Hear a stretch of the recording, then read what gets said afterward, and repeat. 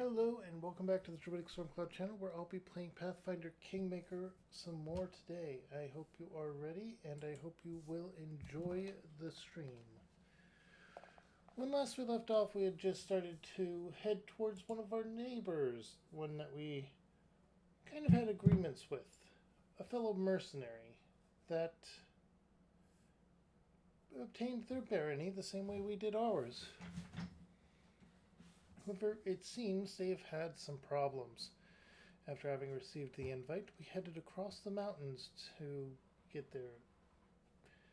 Apparently, there might have been a quicker way to get there, but in the end, we also found out that they are having bandit problems, the roads are blocked, and I'm having suspicions as to who's behind it. But without further ado, let's go ahead and jump right in and get going.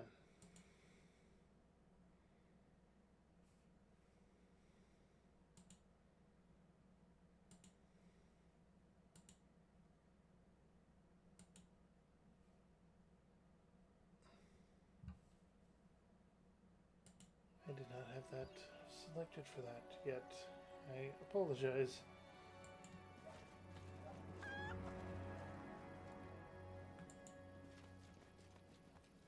All according to plan.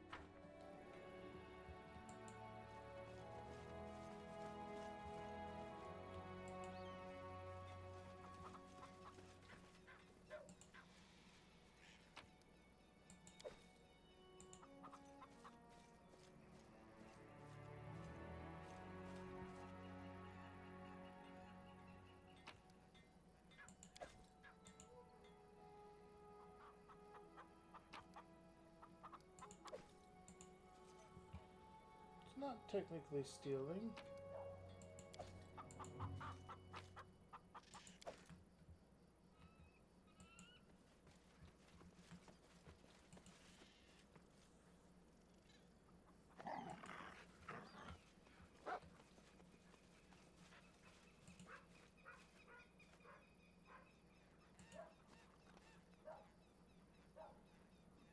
Never finished that bridge. Killed by a tree. He only killed the villains.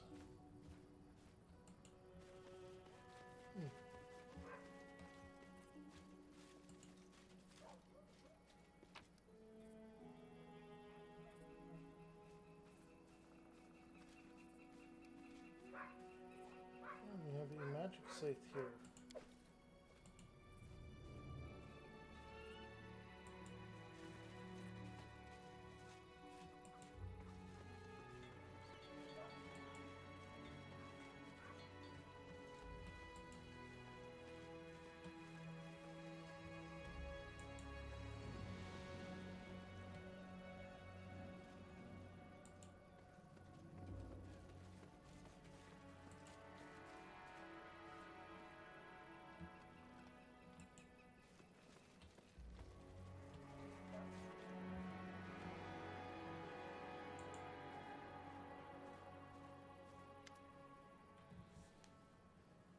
Before you is a tall, robust man with a few white scars across his face.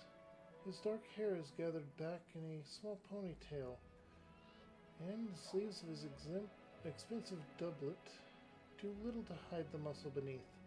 Although irritated by the argument, a wide smile lights up on his face as he recognizes you.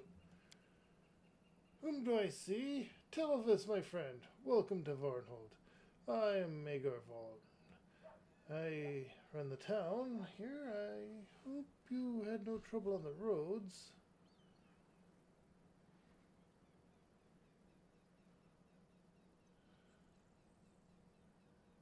I couldn't help not paying a visit, especially after your invitation. Look at this. From another perspective, friend. This is a chance to survey your eastern borders and make sure you've got no one but allies here. It's better to see for yourself than to rely on my words alone, am I right?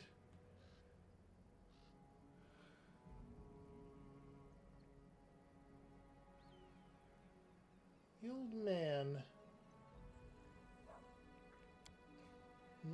Ah, yes, you mean Cephalorentis, my wizard. Codger's hardly a pleasure to talk to, but when it comes to knowledge of the arcane, he's without match. Sometimes the locals bring me curious objects. They unearth them while plowing or stumble upon them while patrolling the wilderness. If the object looks interesting, I send them to Cephal. Let him separate the wheat from the chaff.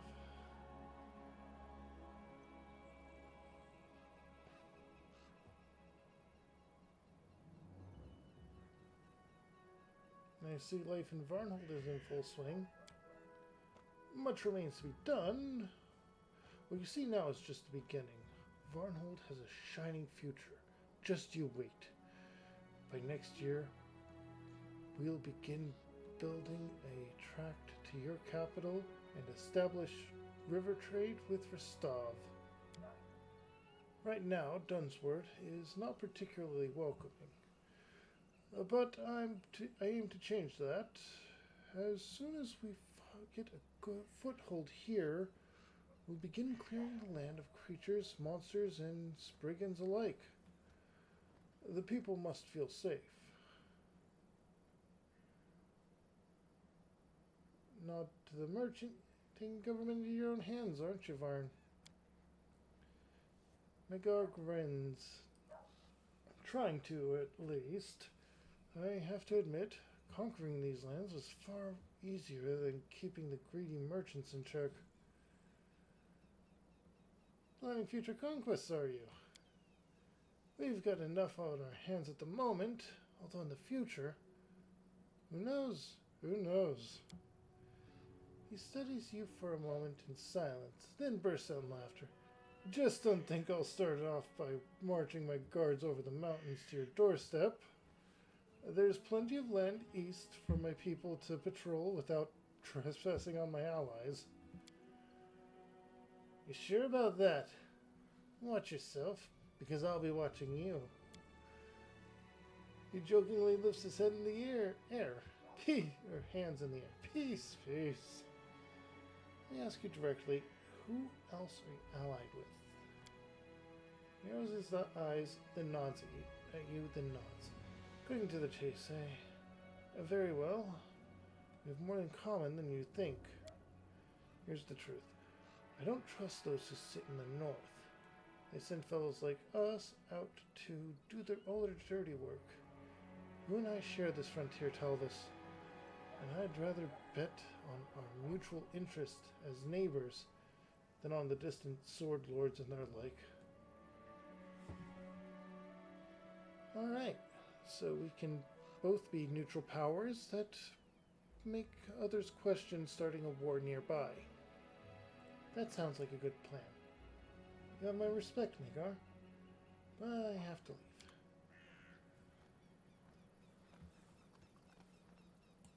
What's this?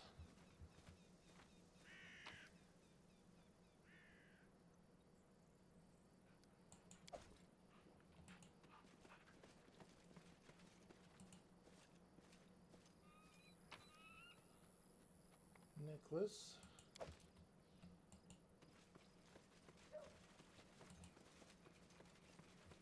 I think that's all we can do here. As disappointing as it is that it was such a short amount, or small amount.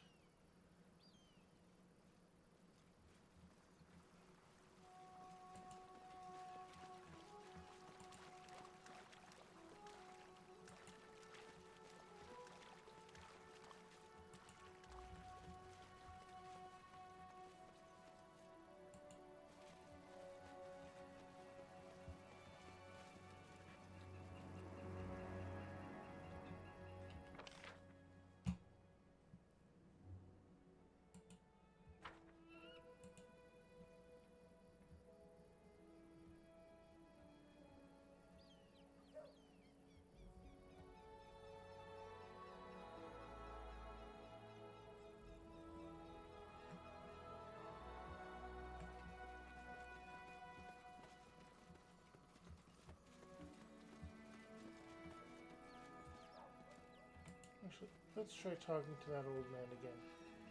I'm guessing that's the mage he was.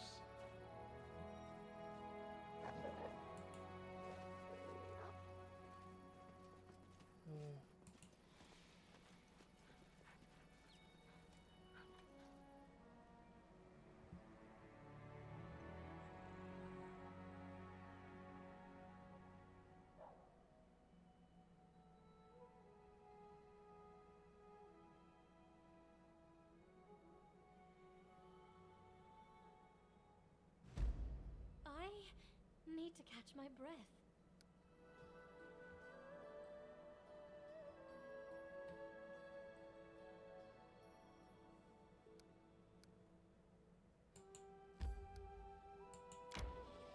I tire.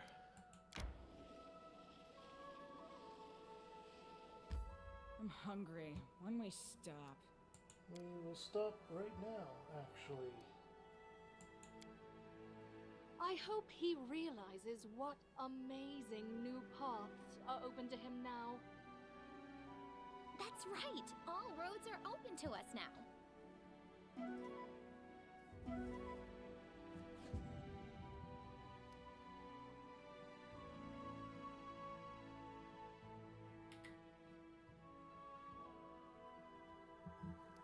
Okay, and that is done.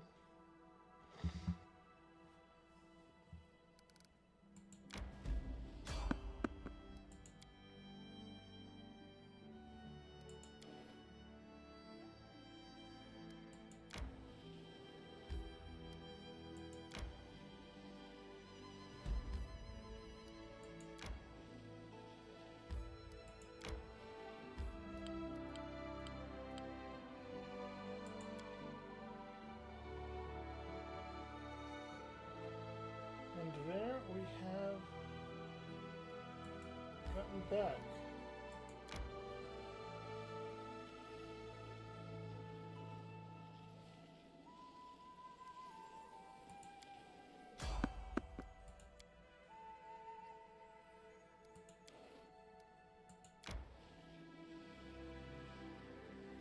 I need to catch my breath.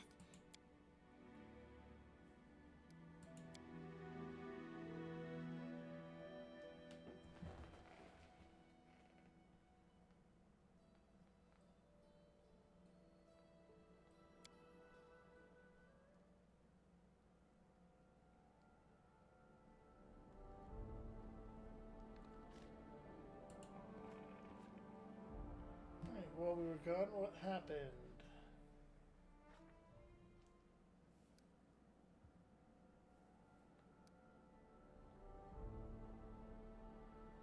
Oh. That's not good.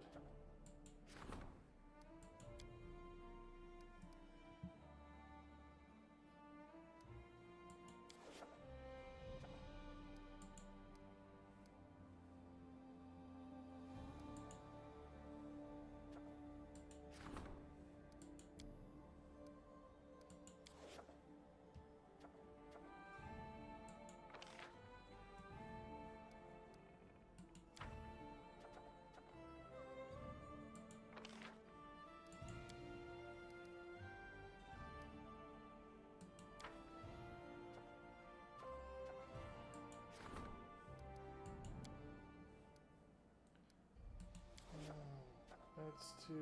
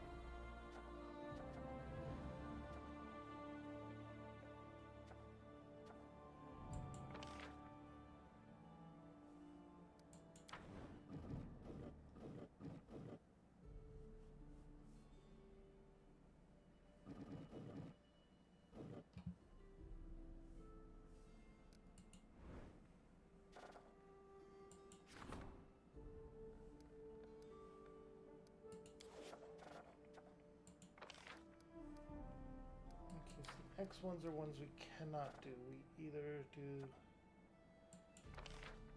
Okay. Honestly, this one seems like it will be the quickest to finish.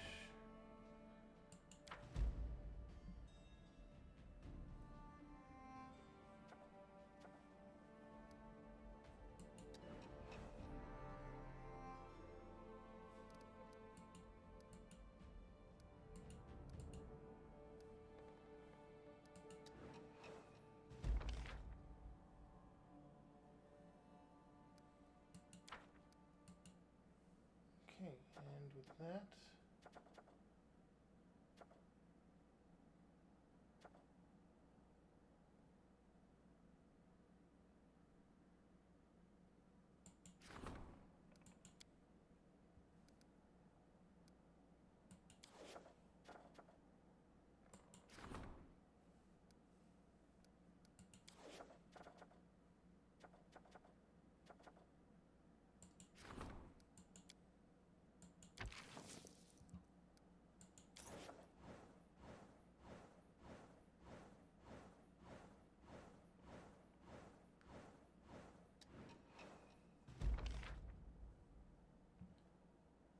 okay, we ranked up military might.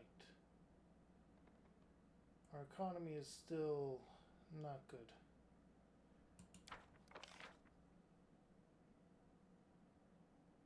Economy went up a little bit with that, fortunately. Love of the people is complete.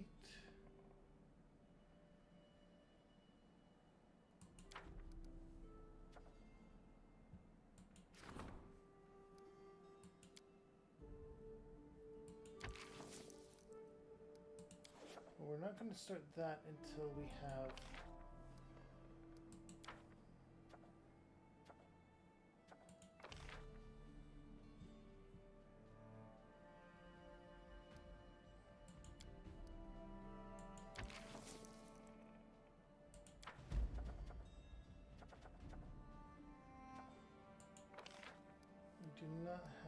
we do not have pitax. We're not doing pitax, I don't think.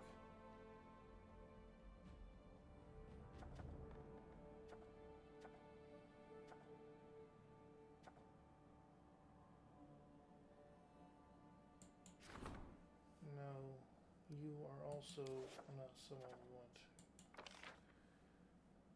No, wasn't it that?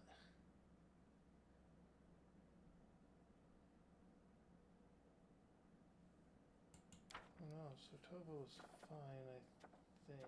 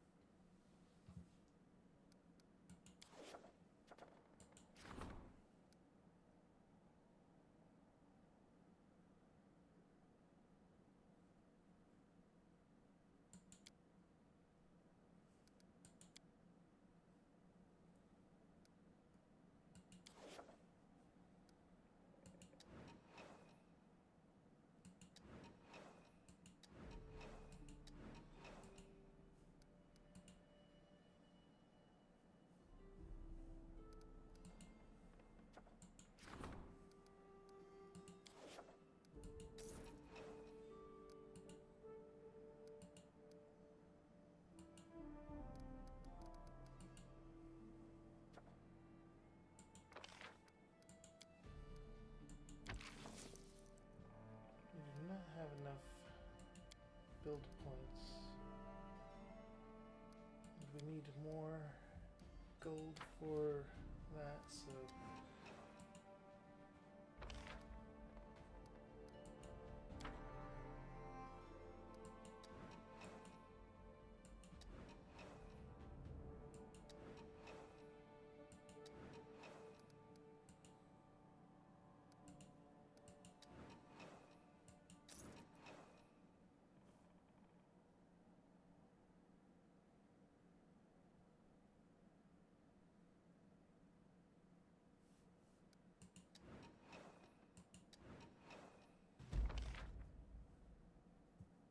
Excellent. We have more on arcane. Divine stability is at a 10.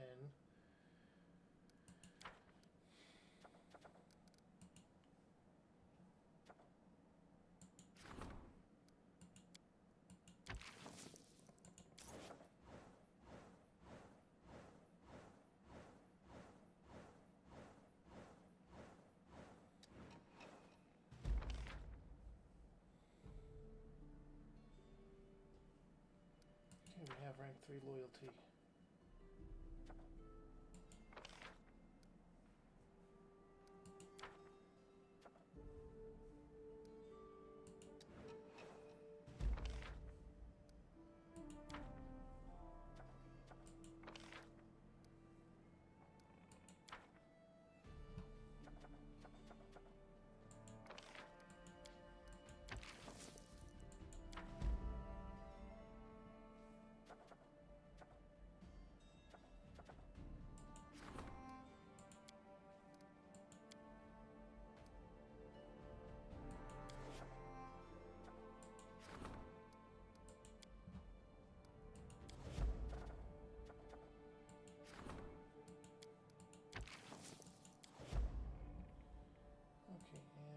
We will get out of that so that we actually get to this month's briefing.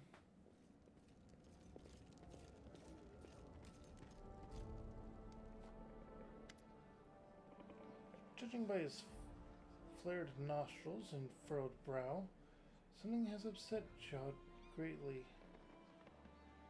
Your Grace, I have here one of your subjects. He goes by the name Remus. We caught him spreading false prophecies, sowing fear among your people.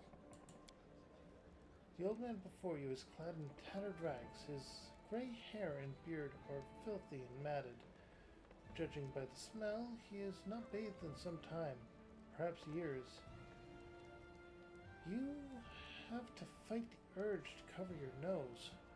Obviously, the old man oblivious, the old man picks at his beard in silence, trying to catch lice. You're not certain he even knows where he is. Jod straightens, his face flushing. As if that wasn't enough. Aristotle, forgive my words. Prophet, or this, Aristotle, forgive my words. Prophet blasphemed against the deities, proclaiming we must bow to some false god. At the mention of God, the old man's shudders. His eyes go wild, almost feverish. The goddess will rise from the forests, from the swamps. You've cut down her trees and drained her marshes. But she will take no more of this. Fall to your knees and repent, and she will grant you us with death. Your Grace, we have to deal with this madman. I'm the only sane person in this city. This hideous, ugly city. Its stone buildings claw into the soil and thinks themselves safe. But the sky shall open, the earth shall tremble, and this city will crumble beneath its pride. Aristotle, have mercy. Will you be silent, you fool? And another world shall swallow the ugly city and its careless dwellers, and only the rain shall weep for the emptiness left in their place.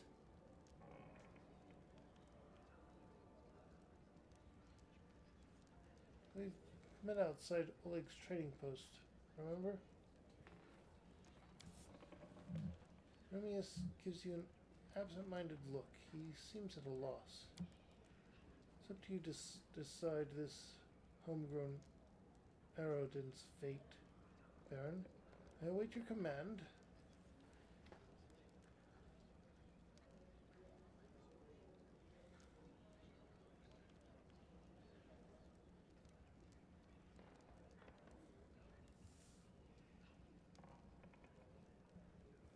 Honestly,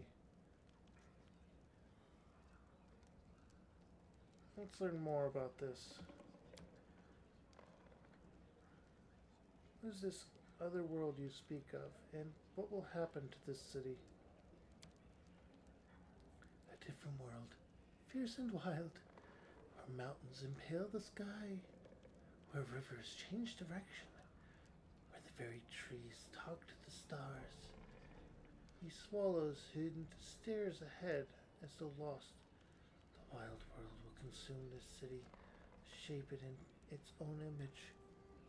It will be the end of all. How do you know about that? The goddess showed it to me in my visions. She whispered about a beautiful new world. Told me she would heal nature's wounds. But I don't want it. He shakes his fist, threatening someone invisible. She must be stopped. Sacrifices. We must offer up sacrifices. Goats or cows or horses. That won't be enough. It must be stopped. Tell me about this goddess. I would know more about her. Her fury is like a river after a storm. Her voice is thunder in the summer sky. Her touch is cold and sharp as a sliver of ice. She is beautiful as a dream. He stutters, then blushes. It's been 40 years since I last saw. Okay, we're not going that.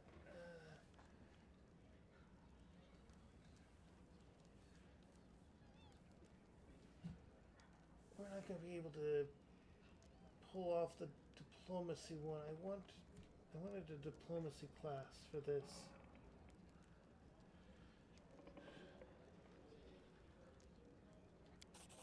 Oh, I did. But Remus's gaze becomes clear for a moment. His shoulders slump and he looks even older now. More tired. Maybe you're right.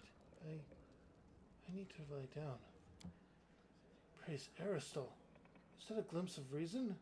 Thank you, Your Grace. You've turned this poor man towards the light. I'll find him a place to sleep and make sure he's fed and sent back to where he came from once he awakes. I think we should expect more trouble. Or no more trouble and no new prophecies. He smiles and bows, signaling the end of the conversation. I did not expect that to work. I really didn't.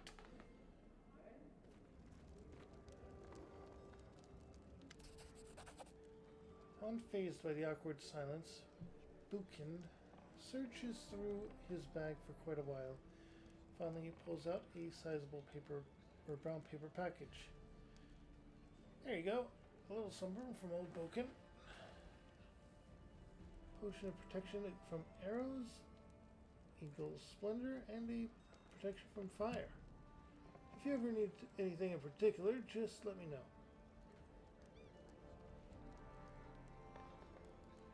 Oh yeah, the feather tokens.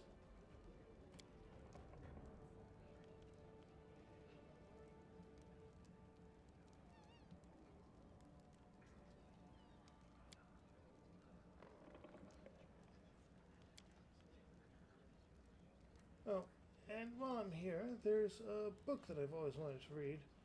Of transmutations and bodily poisons, in 3 volumes. If you were to find it for me, I could produce something most remarkable for you. Something that might even Boken cuts himself short. Oh, well, there's no use in empty words, but they say there's an ancient formula hidden in one of these books. Bring me the books, and I'll brew the potion for you. I know that the old beldam, the old witch who lived in the swamp, had one of these volumes in her hut, gathering dust. She must still have it for sale, I imagine. As for the other 2 volumes, I have no idea. You might look in a magic shop or in the bookcases and locked drawers of other alchemists if you happen to across the possessions in your journey. Boken grins, bows to you, and leaves the throne room with a shuffled walk.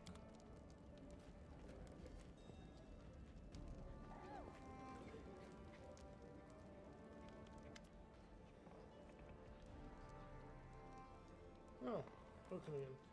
Good day. I came to tell you I'm doing fine in my little shop. Our folk love their ruler, and if their beloved baron buys old Boken's potions, then he's certainly a worthy alchemist. Here's a gift for you for the occasion.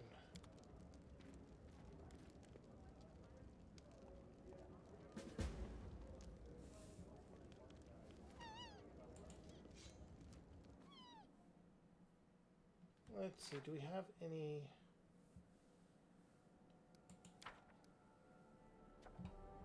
Oh, we do have a few events.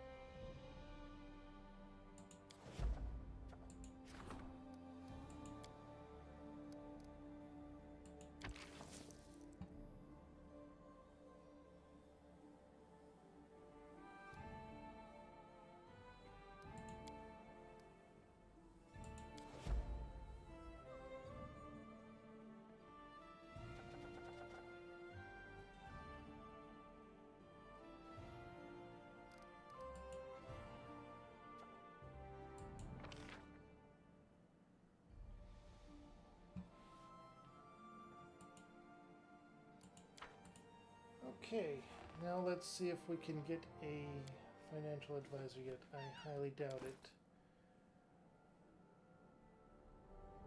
I think we needed 25,000.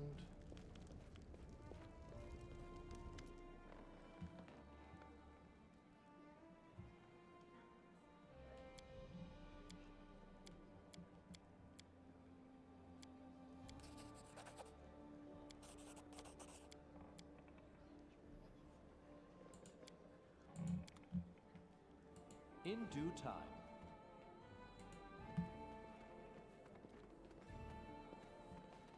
We might be able to get enough gold by selling stuff, but I'm not really holding my breath for it.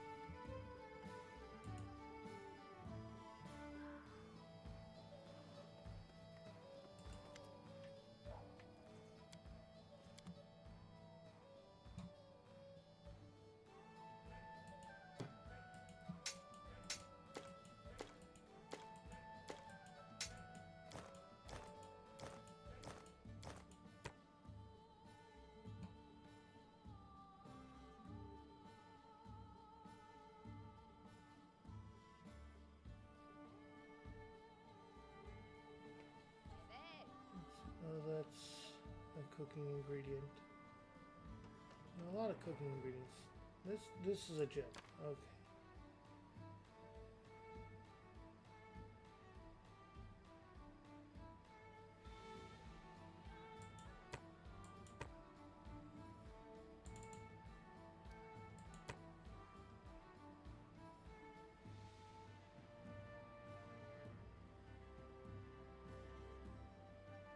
And those have the background of being potentially useful.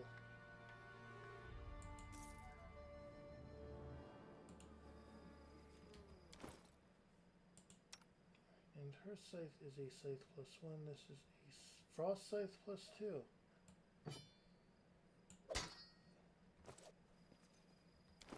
As for the charisma, Heart of Ire.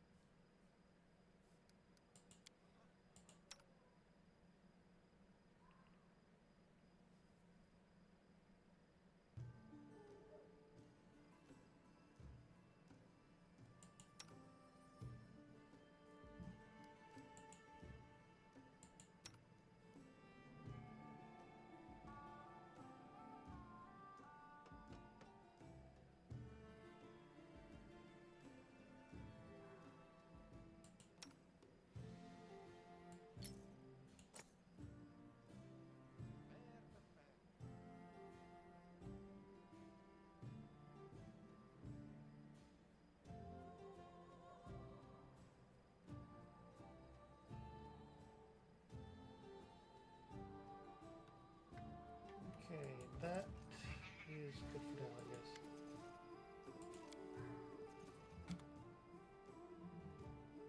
So let's go ahead and sell.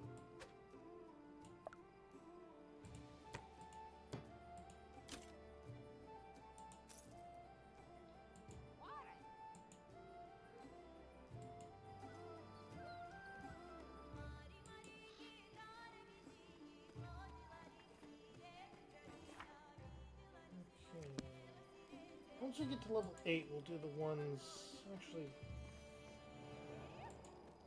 let's do that one.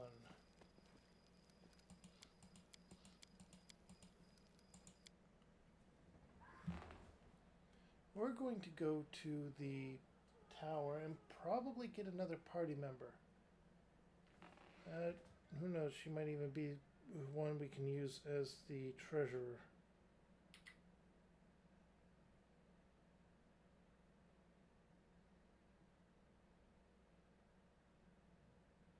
Not holding my breath on that, but we're going to go ahead and give it a try. She was up here.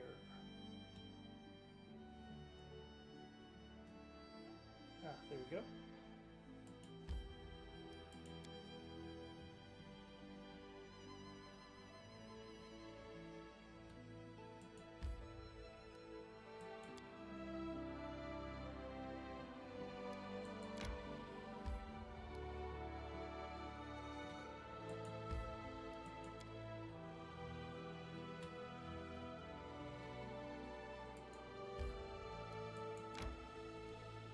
Apparently it won't let me.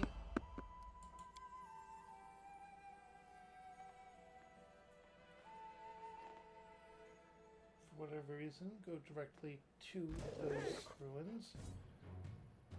And now we have a bunch of cultists.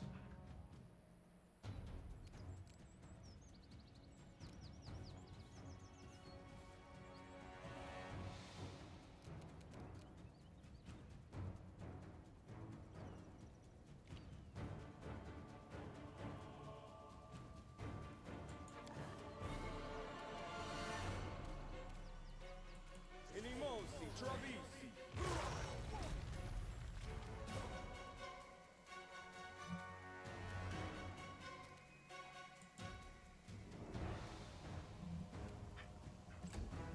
Didn't have much choice. We know I've got a little damage from that, but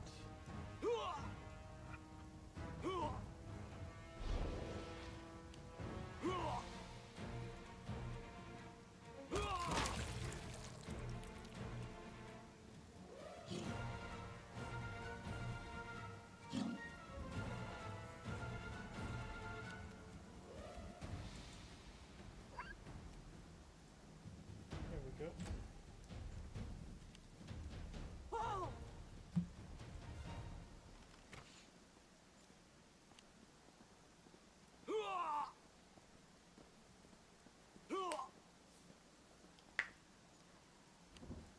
Sorry about that. I had to pop my knuckles so you were just getting that feeling.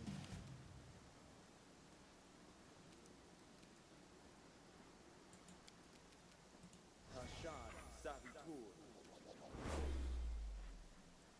It succeeded the spell.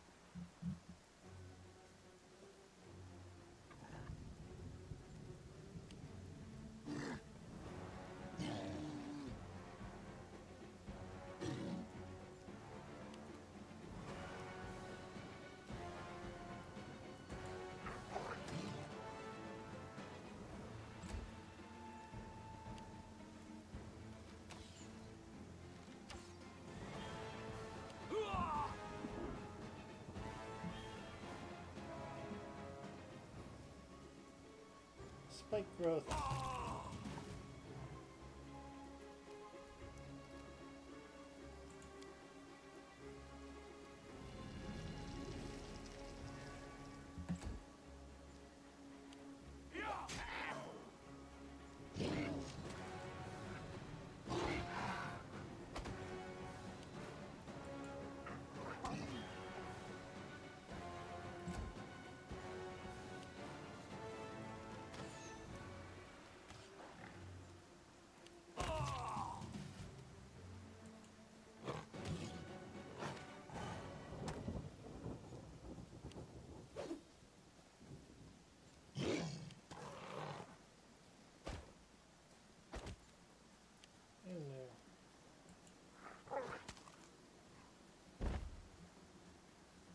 it's down,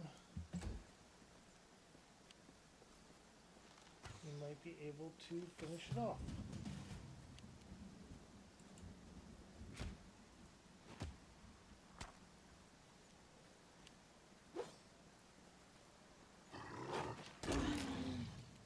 You did, okay. Now then.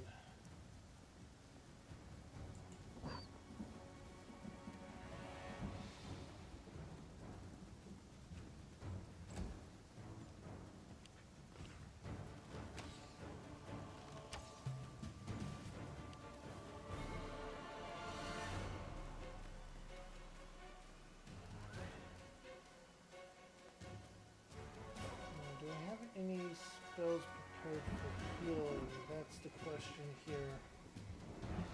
Spell book. No, spell book.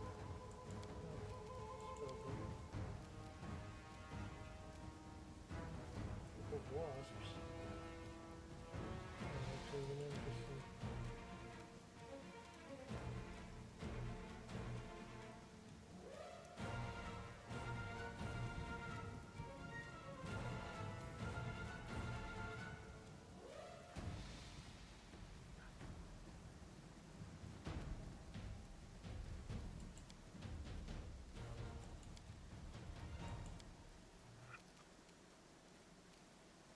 No.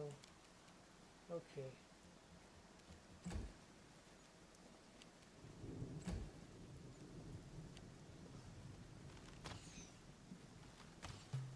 There's no way of dropping that spell currently.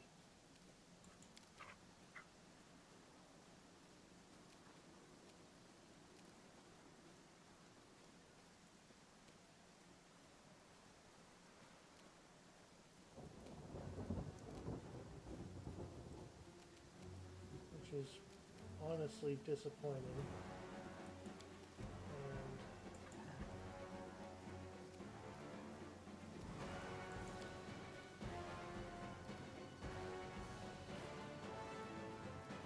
honestly, I need to go ahead and revert.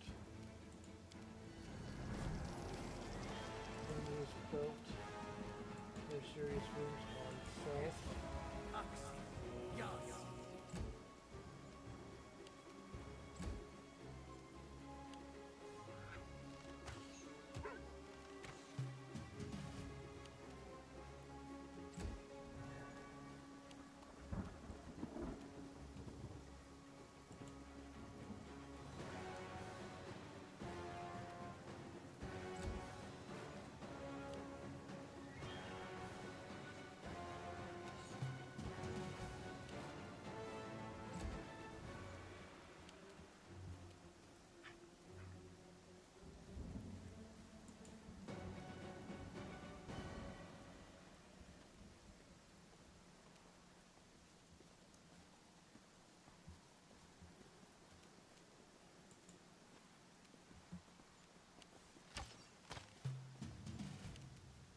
Okay, we're going nowhere at the moment.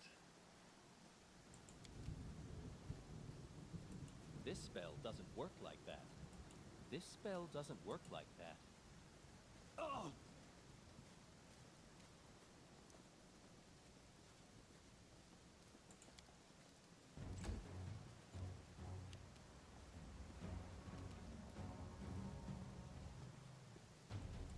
We're going to have to approach him.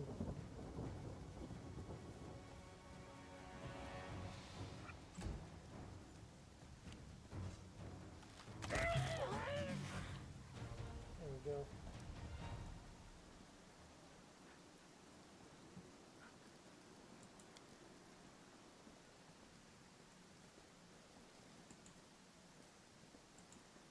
Oh!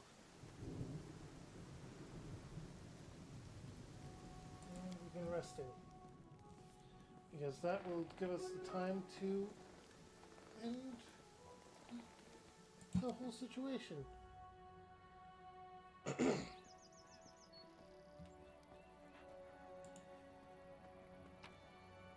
Gather up everything that was dropped.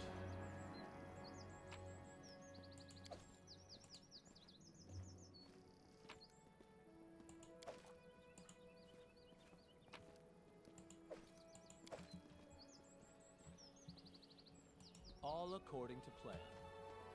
Double check the area, because sometimes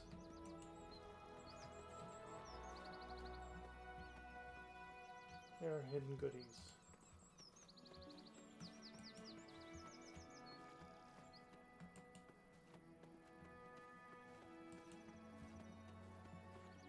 In due time. Alright.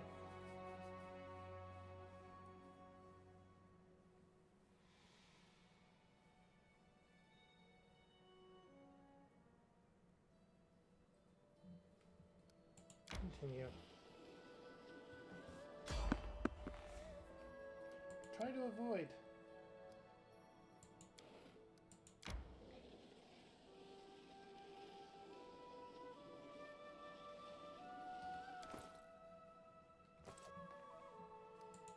I had to double check my current carrying weight.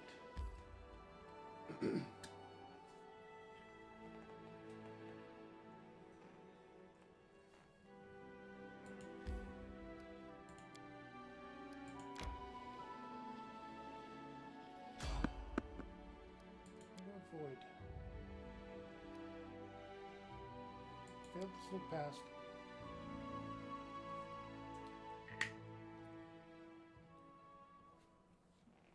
Here we go again.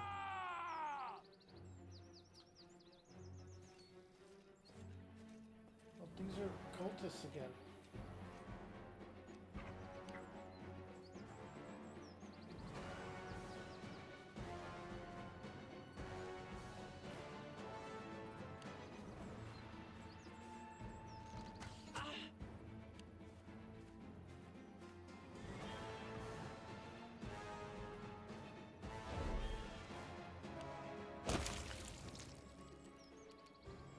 Something is absolutely going on with the... Wait a minute. Do cultists just explode into an owlbear?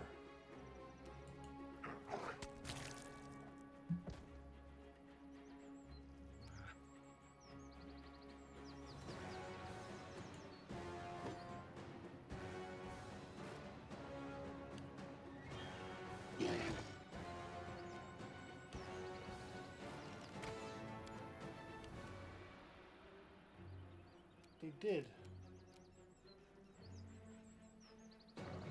Okay.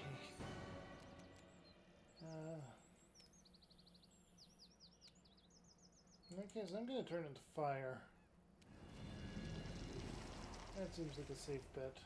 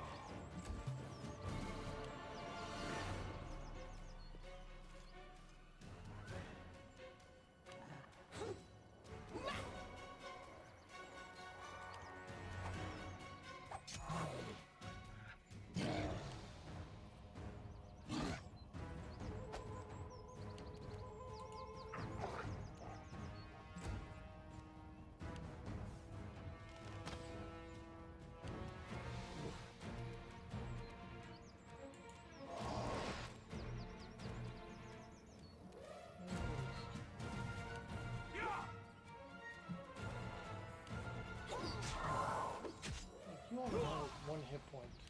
I should really focus on you.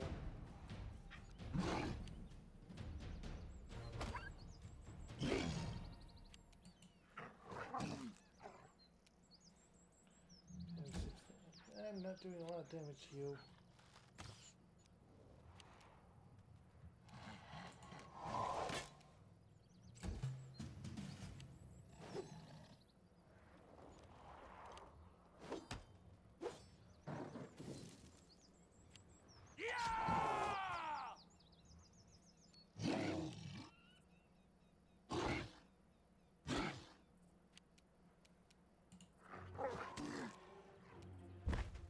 Okay, knock you down.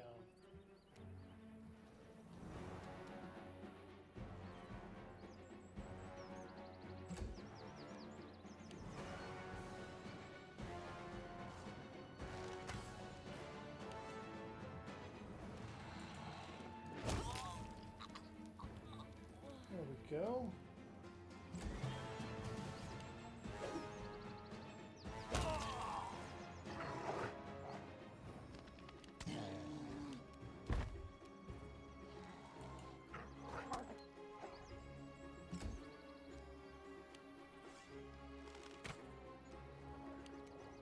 Now we're going to take this spell and we'll summon Leopard. Patricio Furious.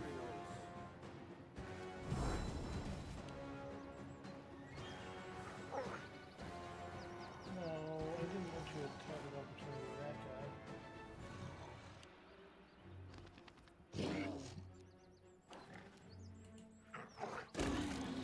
Okay, good.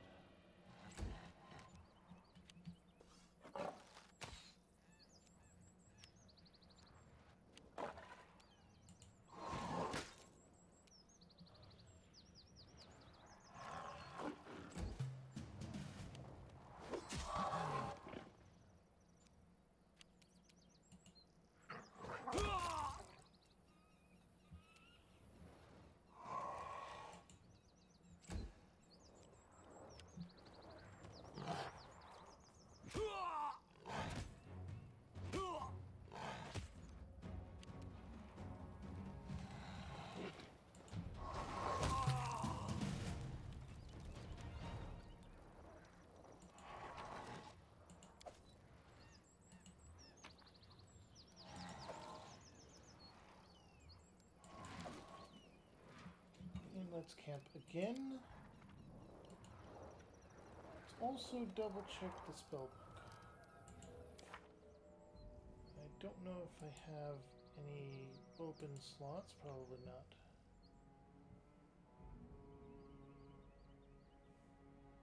I should at least throw in some cure wound spells.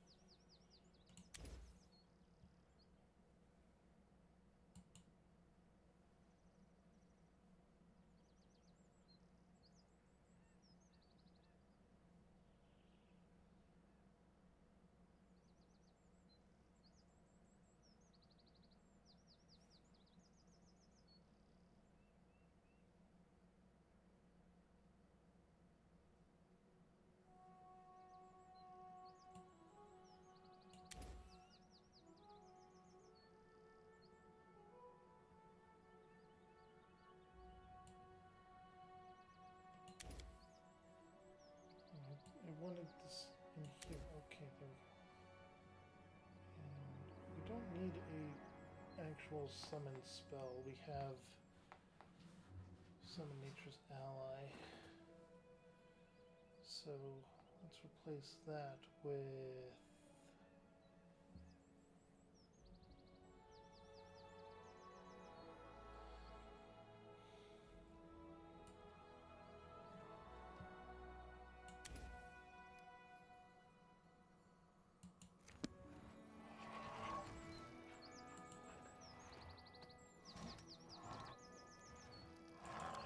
rest.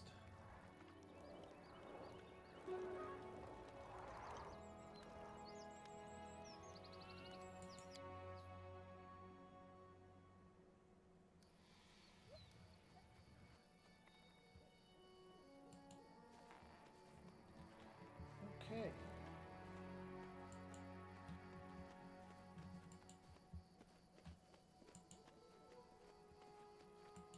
Honestly, I'm starting to think we might be able to pull off the Dryad one as well.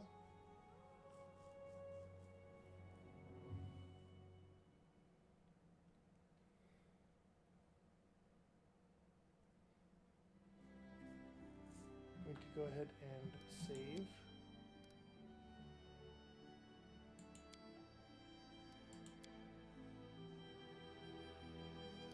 And continue on the course we had set.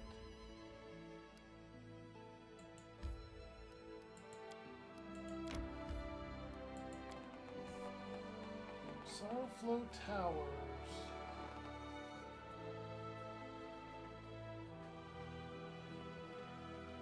Or the wetlands, anyway.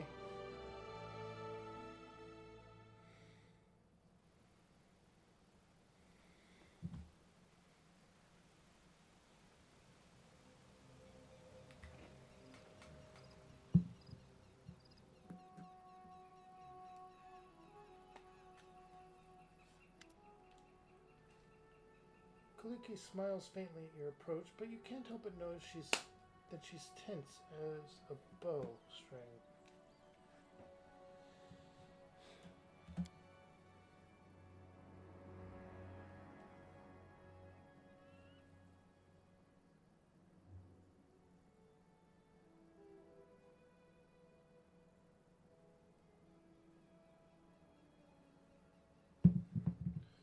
Three young tieflings wearing bright clothing, the sort one might find at a harlequin's wardrobe, are gathered near Kaliki, fidgeting from foot to foot.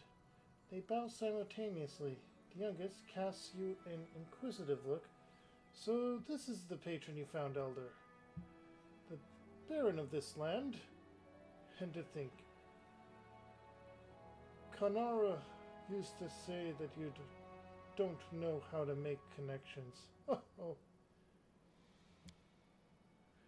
The short-haired tiefling girl steps... Oh, that was... Ow! The short-haired tiefling girl steps on her friend's tail. Stop it, Naiho. Don't you see you're upsetting her? Forgive him, Elder. And you too, Your Grace. When Naiho was little, a donkey knocked over his crib. His horns got caught on its saddlecloth, and he was dragged for half a block, bumping his head on every corner. Now he's no more clever than the donkey. Kaliki stomps her foot, drawing their attention. Sweet teeth, that's enough. You're going right back to the city. The Baron and I need to talk in private, and we're going to the Tal'Dun Tower without you. It might be dangerous.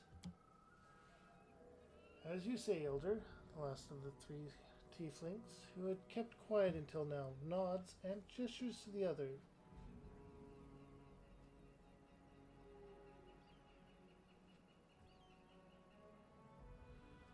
We'll go to the city. We'll see if three tail-swinging goofs like us can find gainful employment around there. If you decide to settle down in these parts, maybe we can find a place here too. Or if you decided to settle down in these parts, maybe we can find a place here too. Goodbye, Your Grace.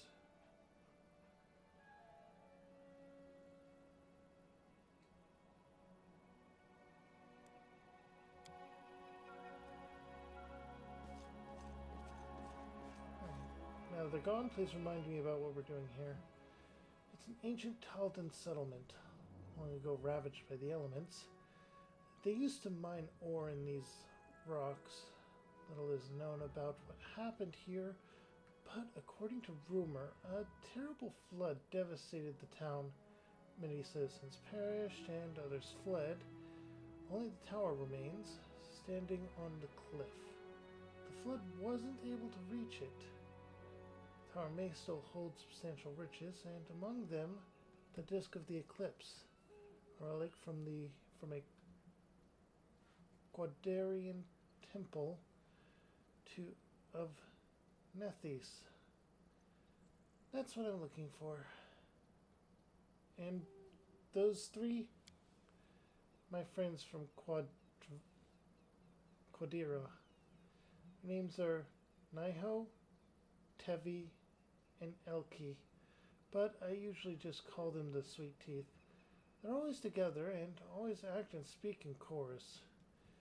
It was they who dug up the history of this place and told me of the treasury, but they never got inside.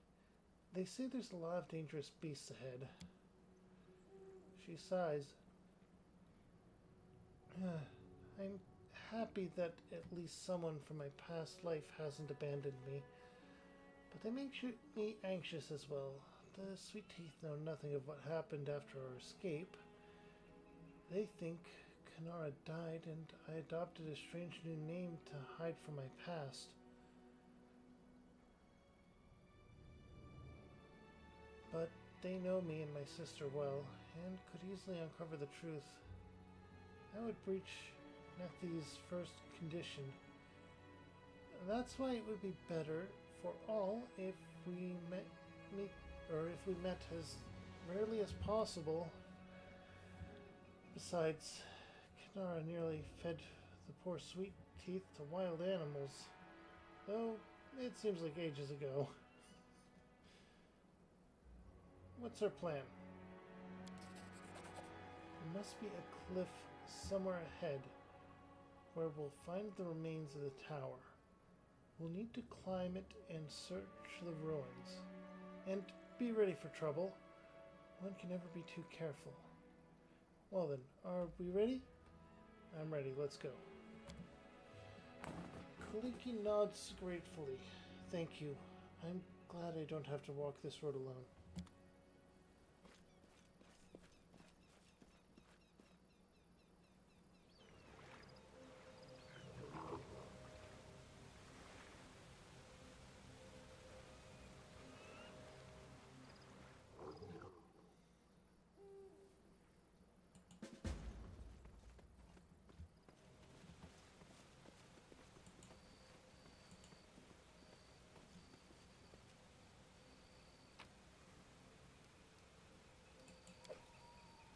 Oh. Something is wrong. I feel a disturbance in the elements of water. Also, you can level up. Probably quite a bit. Kineticist.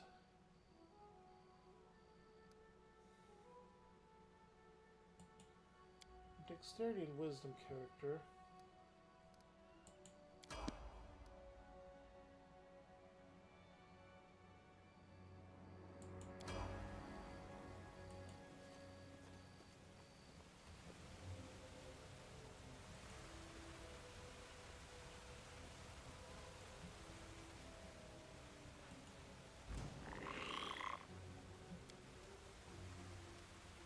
Taste my fury.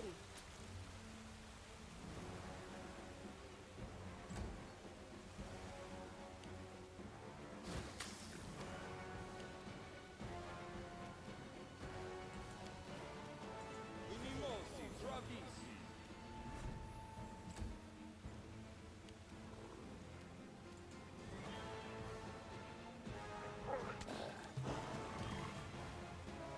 This is going to hurt.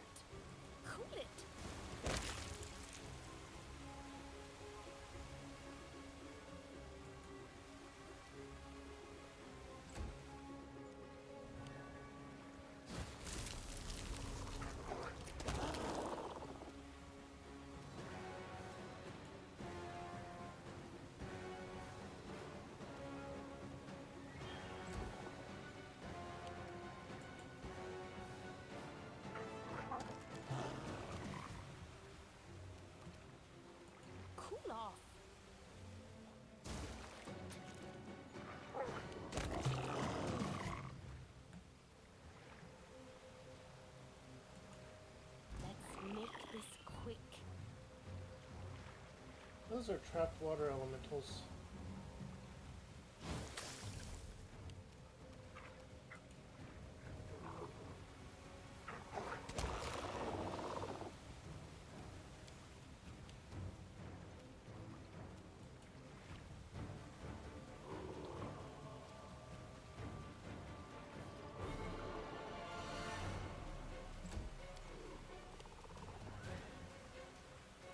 Taste my fury.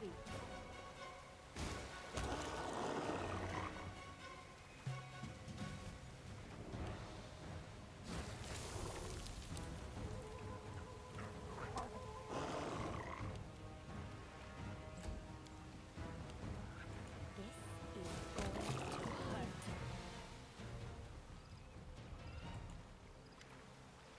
Water elementals whirl anxiously but make no move to attack. Kaliki is obviously commanding their attention. These creatures' bodies ripple and they freeze in the face and face the girl. This is what I felt. These creatures. We belong to the same elemental force. The girl leans forward. I could be wrong, but I feel they are seething, as if yearning for freedom. They cannot leave, and they've been trapped in this place for a long time. An incredibly long time. Detect magic and examine this elementals in the magic seal. The seal has a strong aura. It appears as though a trap has tied the elementals to this place. What are elementals at a settlement that perished from a sudden flood? Kaliki's eyes are full of sorrow. Yes, it seems that someone used them to kill the Taldans and then just abandon them here. But who? Who would use such powerful magic only to kill some simple miners?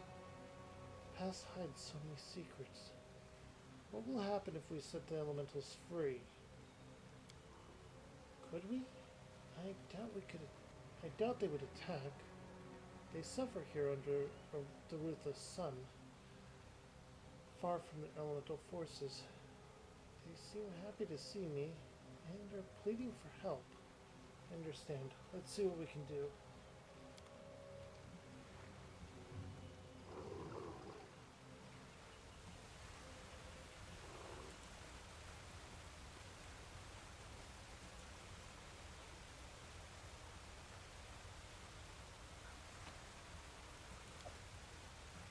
All according to plan.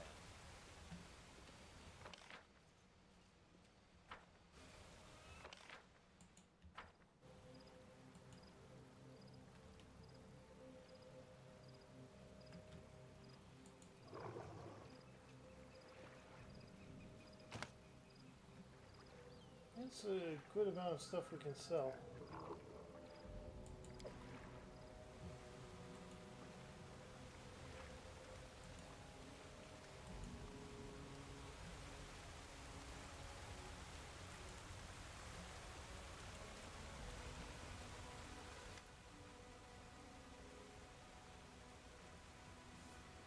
Luki throws back her head and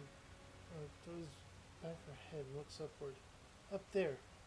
There's the tower, on the cliff.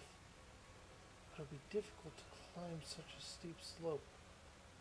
She gives you a pensive and sad smile. My sister and I used to climb cliffs together. She was so angry when I was faster, but always helped me when she got ahead. Let's use the rope.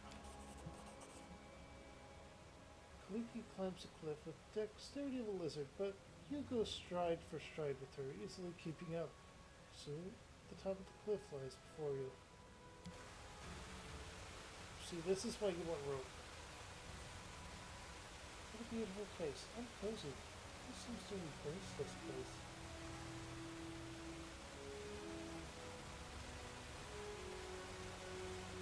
And a waterfall? Now I see why the Taldans decided to settle here. I'd live here too.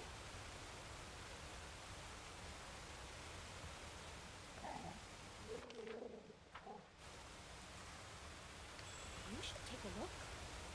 Oh, a cave.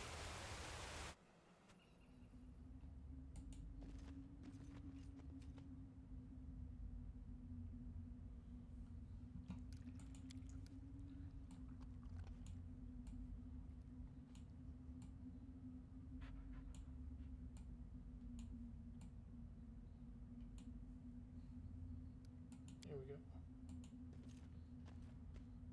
Enjoy your final moments. Centipedes.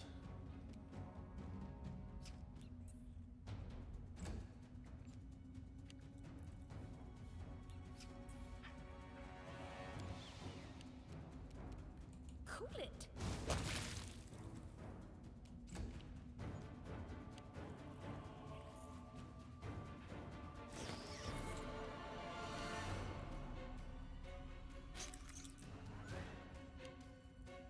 Oh.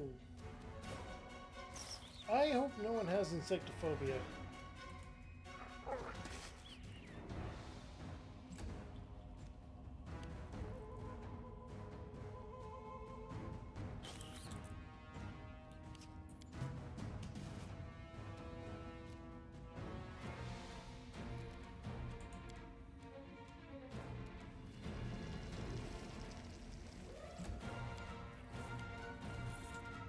Cool off.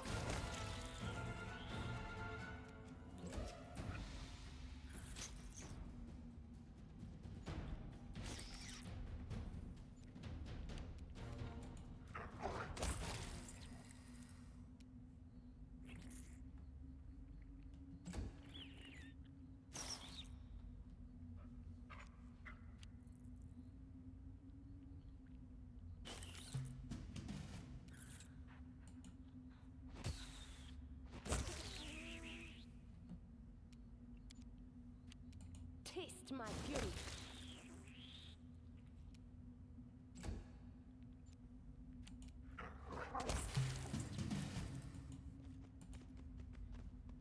Vein of ore. They hadn't finished mining when the settlement was destroyed.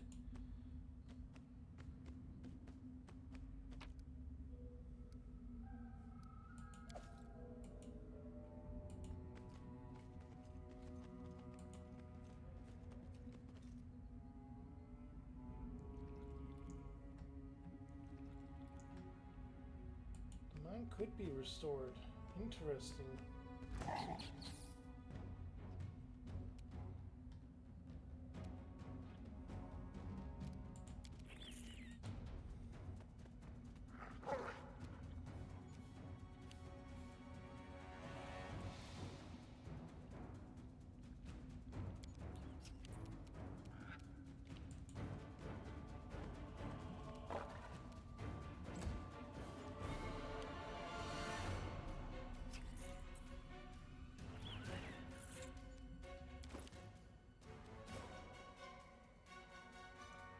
So you don't have a carry weight while in this form.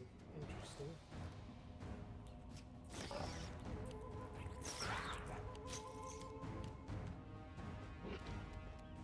This is going to hurt.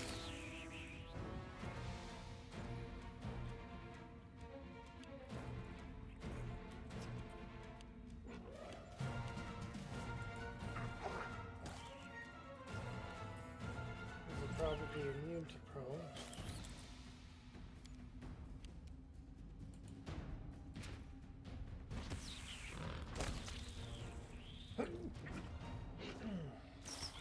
Sorry, that was unavoidable. Cool it.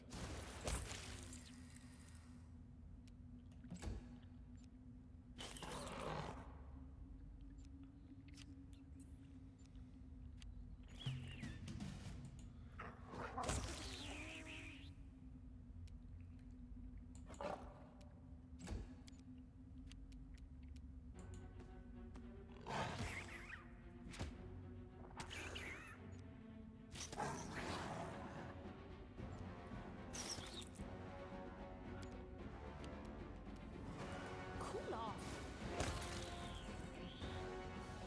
And there we go.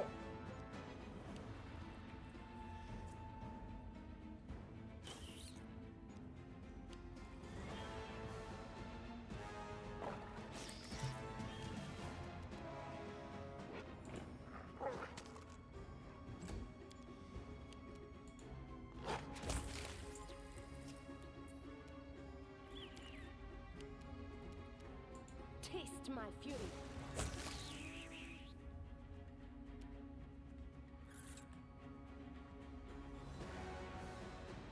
I'm gaining 9 experience. I just want to point that out.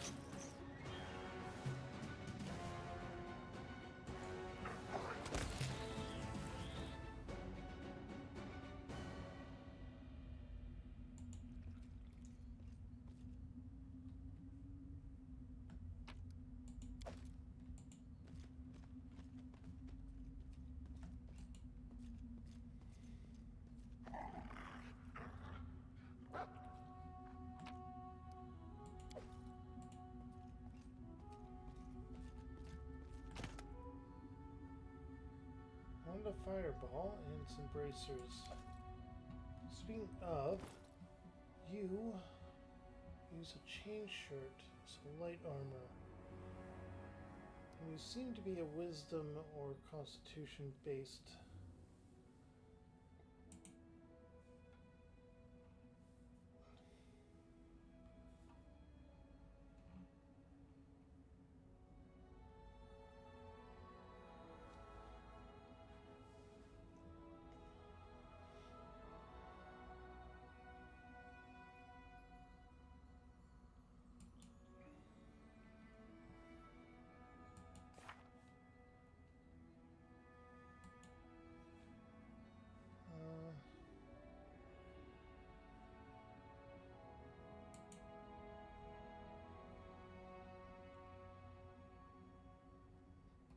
Seriously, how do we...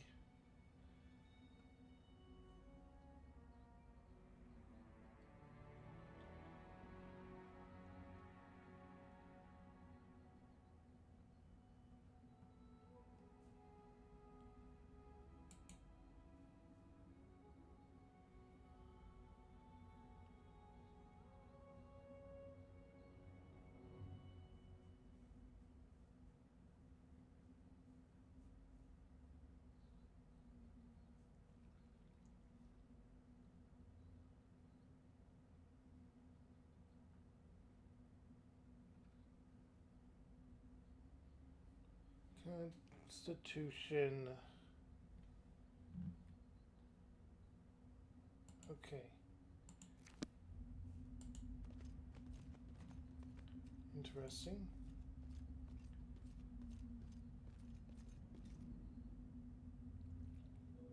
I could do this with my eyes closed.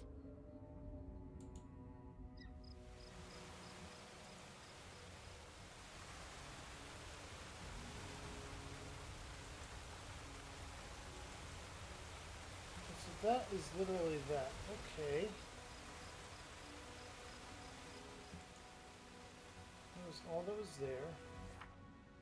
And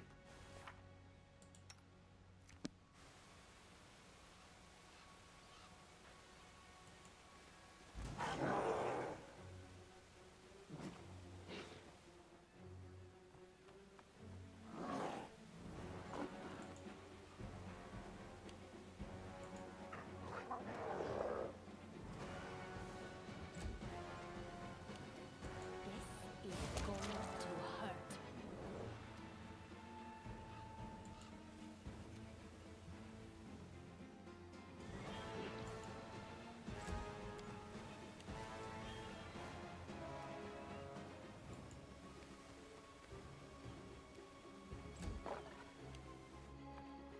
there's another gargoyle off site.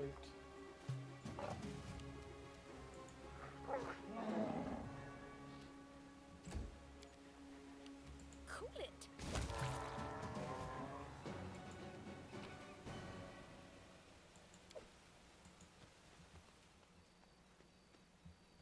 Okay.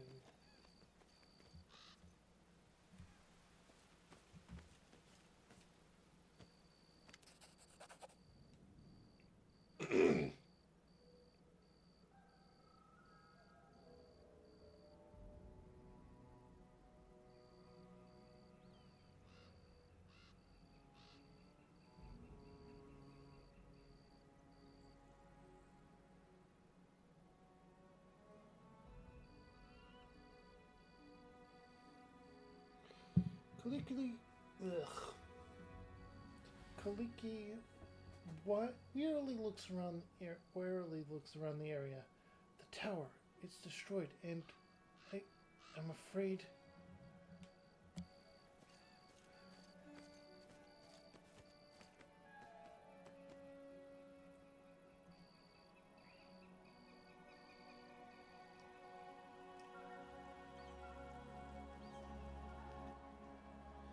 Kaliki points to the ruins. A frightening gargoyle is sitting among them. Is it even a gargoyle? The jewels the monster has gathered in its nest glimmering here and there, but the British treasure vault is a small disc lying at its feet. It glistens white like incandescent metal, but a moment later it's covered by an abysmal blackness, then flashes white again. The disc of the eclipse. That must be it. But how do we... The girl freezes mid-sentence, her eyes wide open, and then... You look in the eyes of the tiefling girl as she emerges from the portal and raises her brow expressively. Talvis, it's such a wonderful day, and what a view!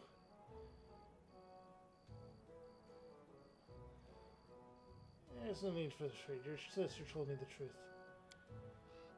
You see a glimmer of fear in the girl's almond eyes, but she quickly gathers herself. It was to be expected.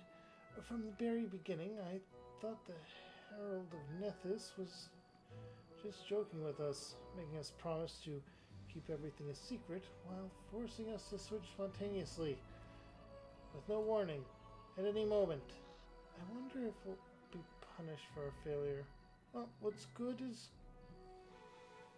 it to worry about something you can't change? I'm already living on a borrowed life anyway, or beyond my time. Kanara keeps silent for a few moments, contemplating her new situation, but then smiles coyly. Tell me, Talvis, didn't we say goodbye at a luxurious banquet hall at Rostov the day you received your barony? And now we're sitting alone atop a cliff in some backwater, surrounded by slimy fish-eating toads and other revolting monsters. I don't even know which question to ask first. Why or how?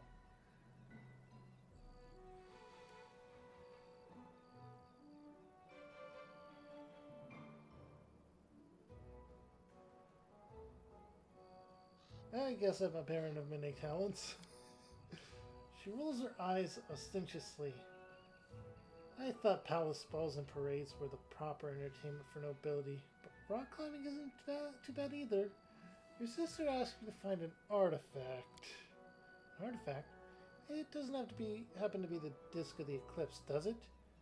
Of course it was I who first told you about it, but I imagine us sitting cozy by the fire in your castle while your servants went off to collect it. But, oh well, an adventure it is then. But it seems our treasure's been stolen by that ugly gargoyle. What are we supposed to do?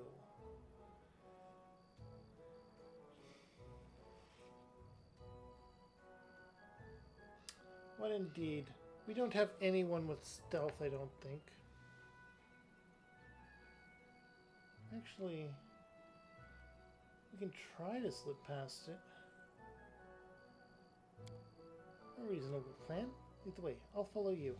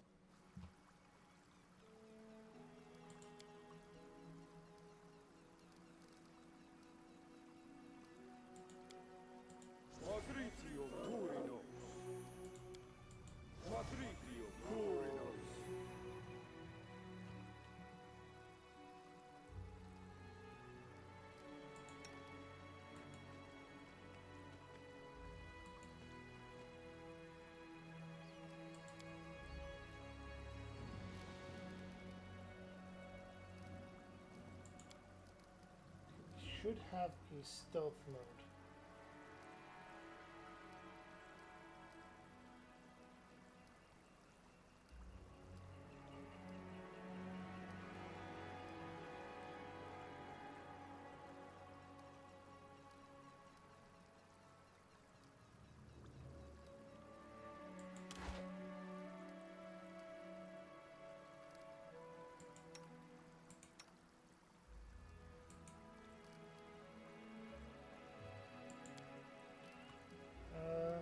Action.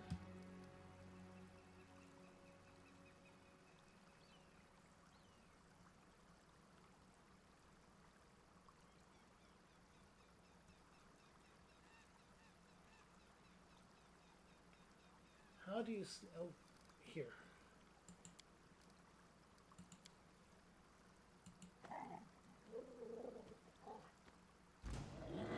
And it spotted me.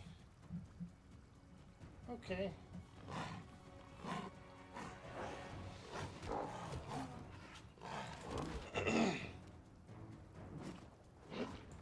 Taste my fury.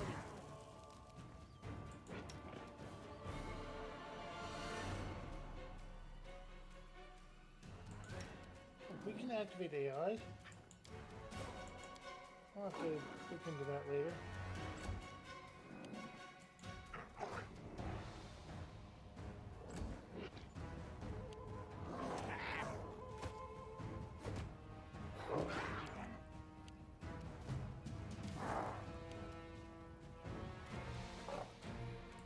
This is going to hurt.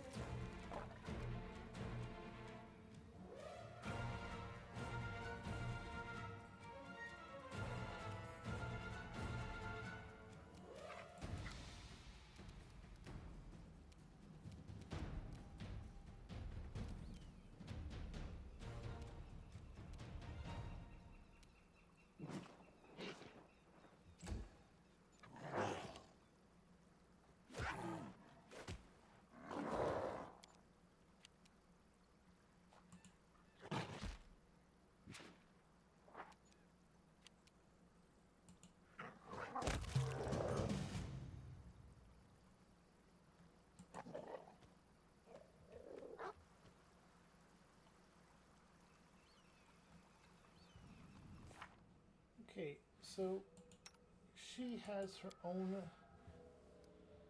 stats.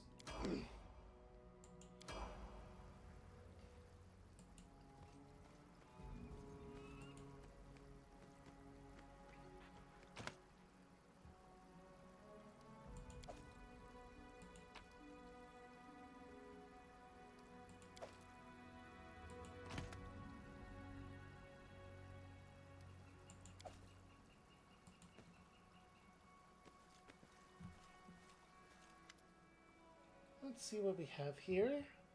Canara's tail dances just above the ground, giving away the tiefling's excitement. She's obviously anxious to grab the disc of the eclipse, but waits your nod. Or waits for your nod. You easily find the disc's aura. It's an intricate artifact, but it doesn't seem especially powerful. But you notice something else. Traces of a much stronger aura nearby. It seems someone very powerful was here before you and did something to the disc.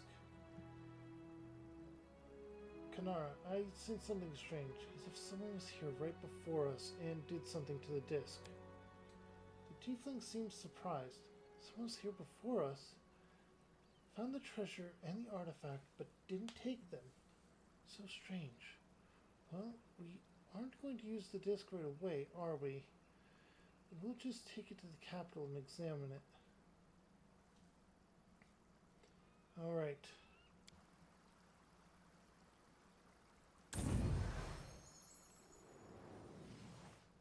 The girl quickly grabs the artifact with both hands, and at that very instant you hear a very loud sound, like a clap, and Kanara is enveloped in a cocoon of white light, which quickly turns to darkness. You hear voices whispering and interrupting each other. They seem to be speaking in images, not natural words. Black, white, bound, split, indivisible. Then the strange phenomena ends as quickly as it began. The darkness disappears and Kanara is standing just where she was, seemingly intact, but the disc in her hands is gone. Are you alright? What? Kanara seems to barely hear you. She shakes her head a few times, as if she's emerging from a dream. Amazing.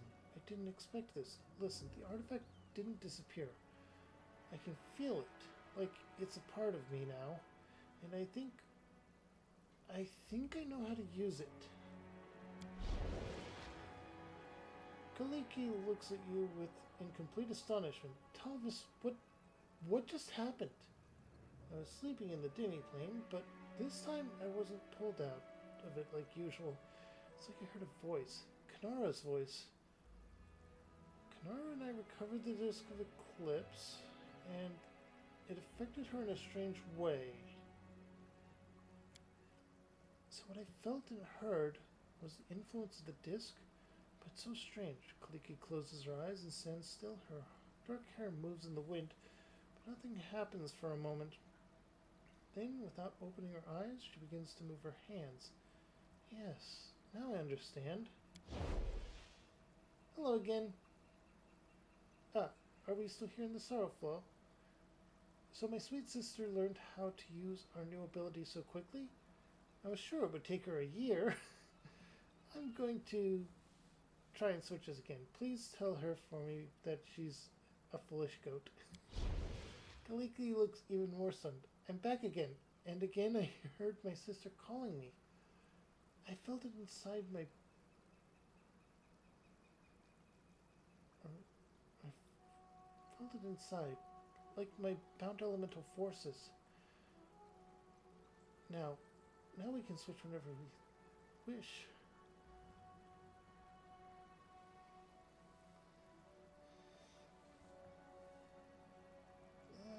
Chaotic good.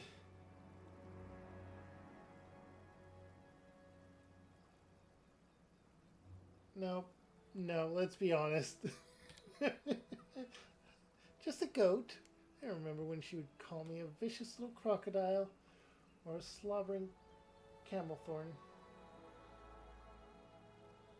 So now you can switch whenever you want to?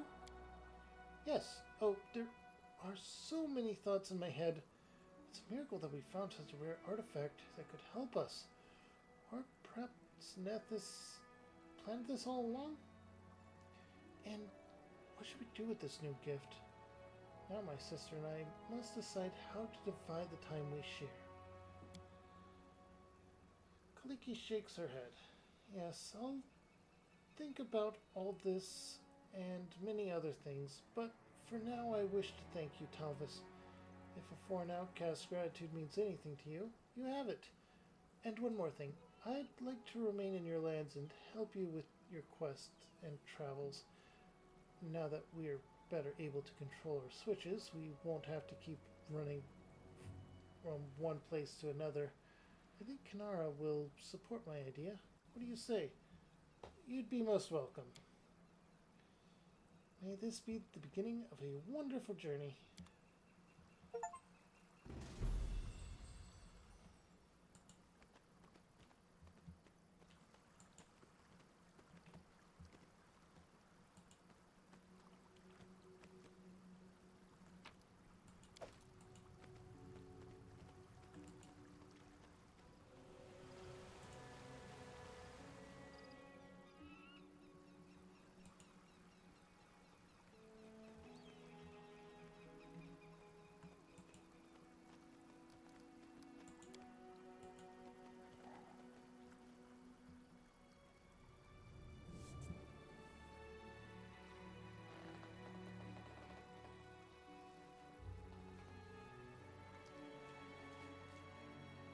Okay, this was a lot easier than I thought.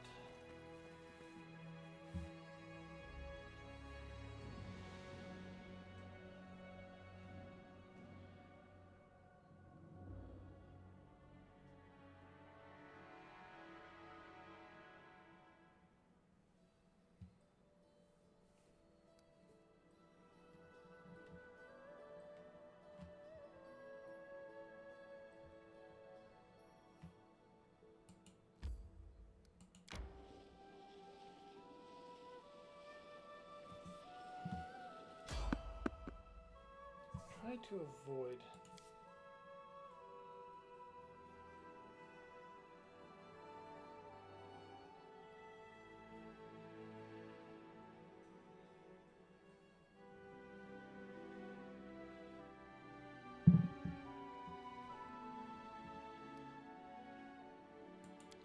We failed to sneak past.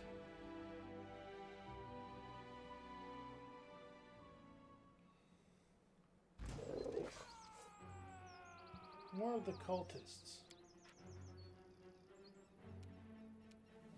Taste my fury.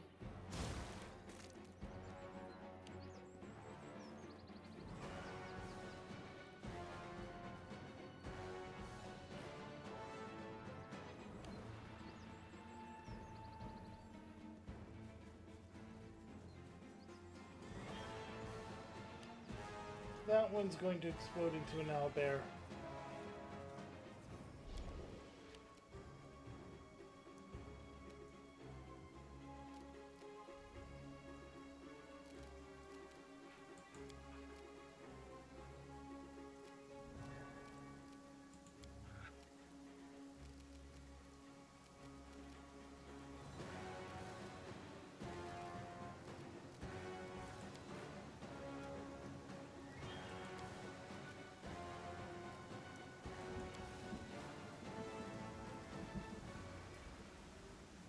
Amranda Gracia.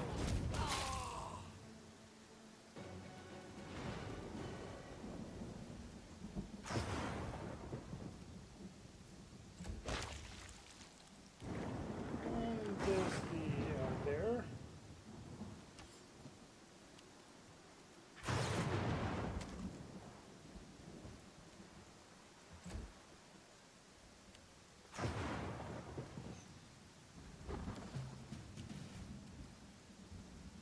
This is going to hurt.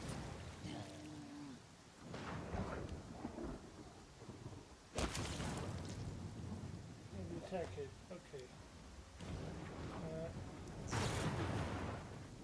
Spell.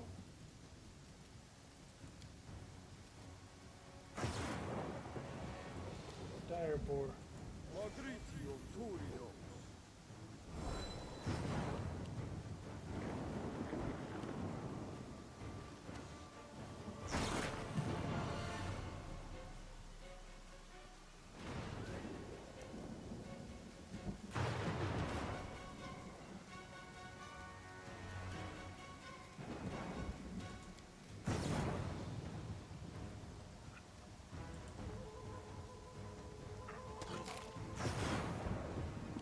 Okay.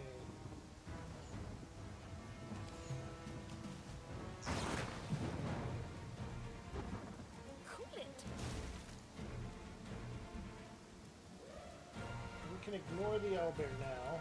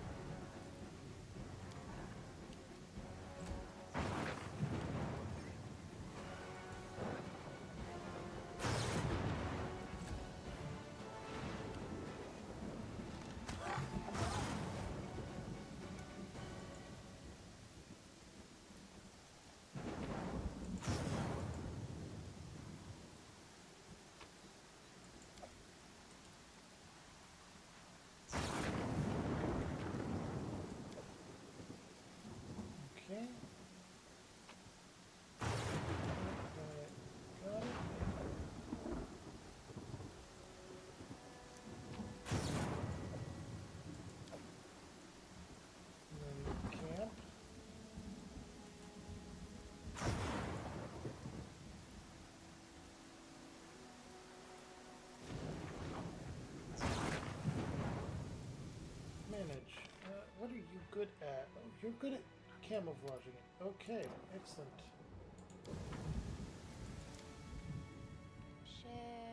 Share the warmth of the fire. Share the song of your soul. Those are the treasures you can trust, but hide them away and turn to dust.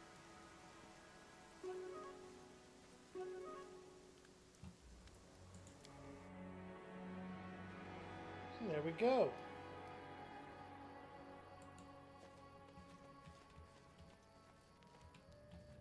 All according to plan.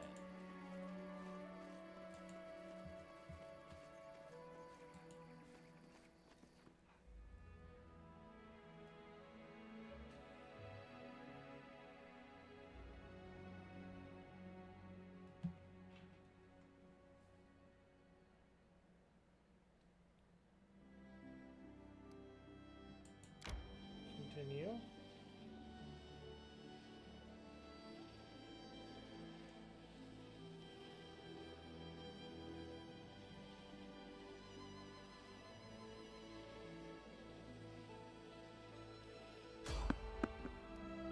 Try to avoid.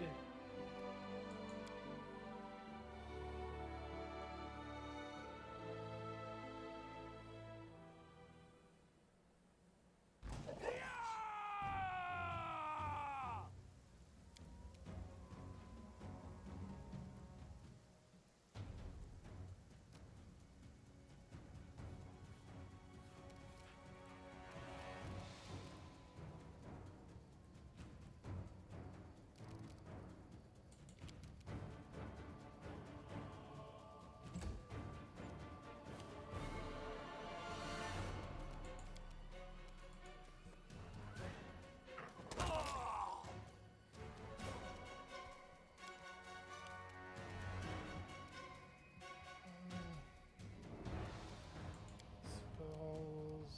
This one.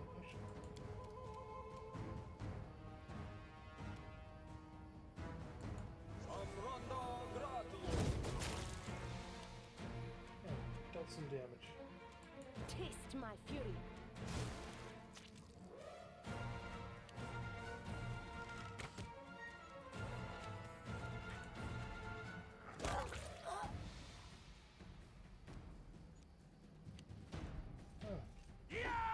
No cultist turning into an owlbear this time.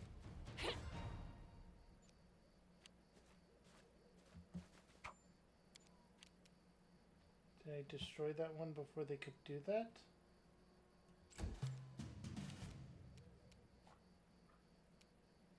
This is going to hurt.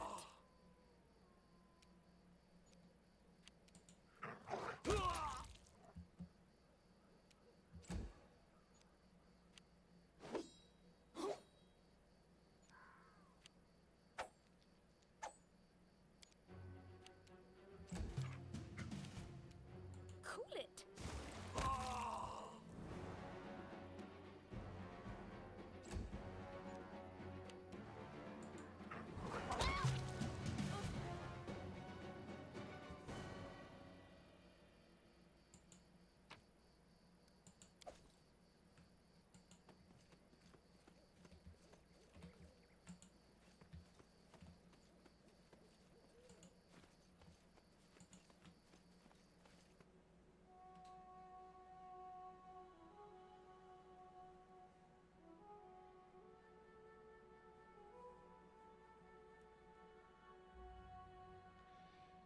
Okay. Continue. Where is it these I cultists? tire.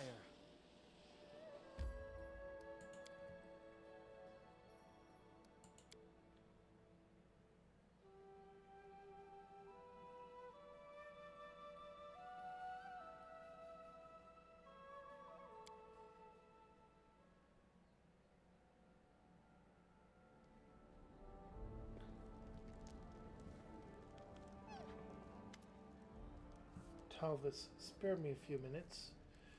You are the ruler of these lands, and I don't dare tell you what to do, but I just can't stand silently and watch what's happening behind your back. There are rumors in the streets of a savage goddess, enraged by your appearance in her lands. They say she cursed you, and now you bring woe and death to everyone around you. This used to be just idle talk, but now, when we're surrounded by so much death and suffering, the people are ready to truly believe it. And it seems that someone is playing upon your subjects' fears. I saw barkers in the streets, telling citizens of a prophet who is building his own kingdom. According to them, the goddess stands ready to grant forgiveness to any who cleanse themselves of the curse. But this cleansing is accomplished through a terribly cruel death. He gulps heavily. Those horrific deaths involve a wild beast appearing from inside the body, and they think that's a blessing. The insane old man Remus, he also spoke of some goddess. True, Jode told me of that preacher. Who knows, perhaps his words touched people more deeply than anyone imagined. What is this kingdom the prophet is building? I only heard fragments of conversation. I think it's not a kingdom exactly, more like a community or a cult. I'm afraid that we'll need to find one of their barkers and ask them if we wish to find out more. Troubling news indeed. We must find out who or what is behind this goddess and her faith. Tristan nods enthusiastically. Good. Perhaps uncovering this mystery we will find out more about the nature of these curses hanging over the stolen lands. And there must be some reason that these cults shout about you receiving the goddess's punishment. If we wish to understand, we must find one of those barkers and learn from them all we can. Sadly, these street preachers scare quite easily and avoid our guards. I'll begin my search without delay. When you find time, look for me on the streets of the capital. I hope that when we meet, I will have already found someone who can tell us more about this strange goddess and her followers.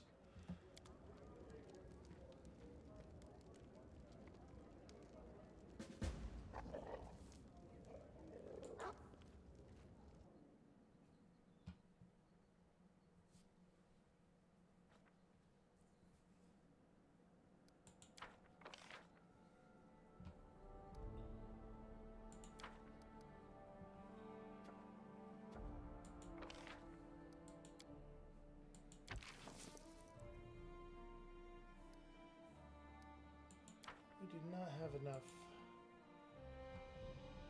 I want to build more places and expand everything. Actually, wait. There's one thing we need to check before anything else.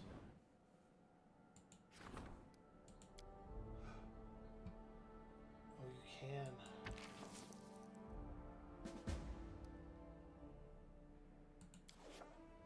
Okay, projects.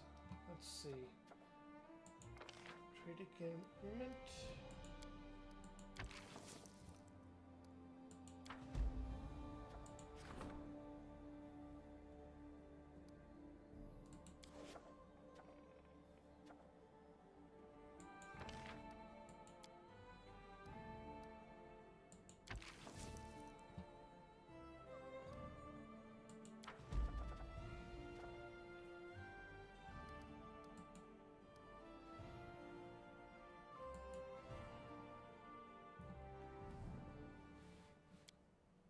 Retire.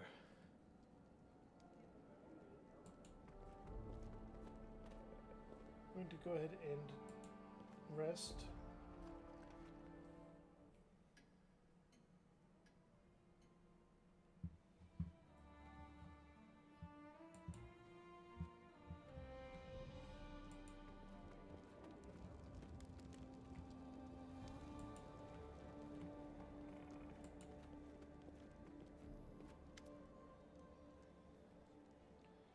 brought some things.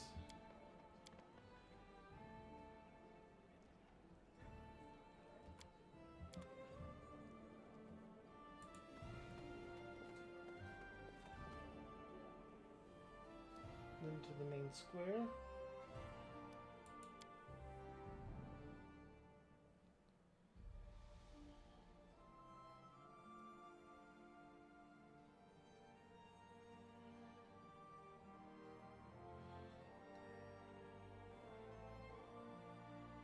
I'd like to think that my own city's people are too loyal to fall for the cult.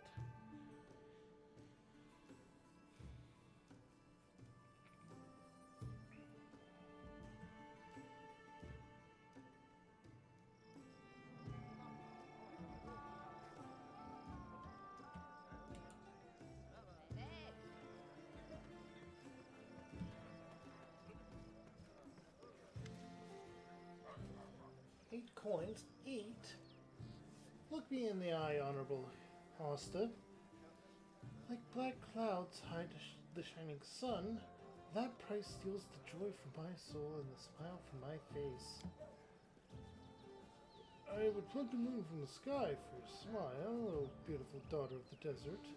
But as long as I stand on this side of the counter, no one's charms are going to cloud my judgment. 8 gold coins and not a coin less. You are so cruel. Kanara notices you and smiles warmly. Now, I'll leave you alone with your heartlessness.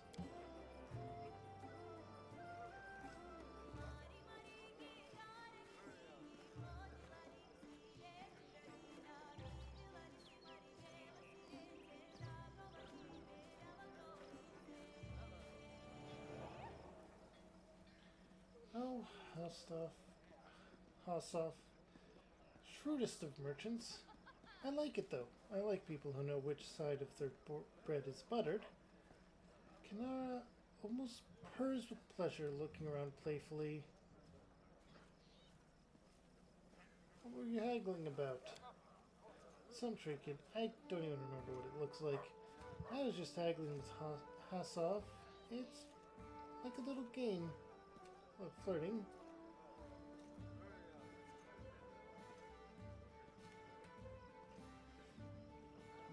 Will you take a walk with me? I'm not tired of walking all the time after chasing all those monsters and bandits through the nearby swamps.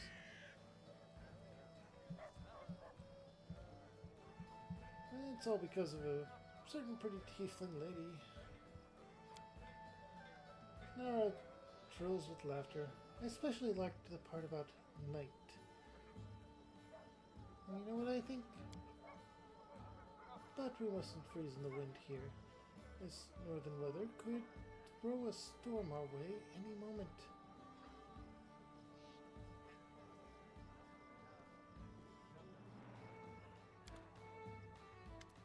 I want to ask you a favor.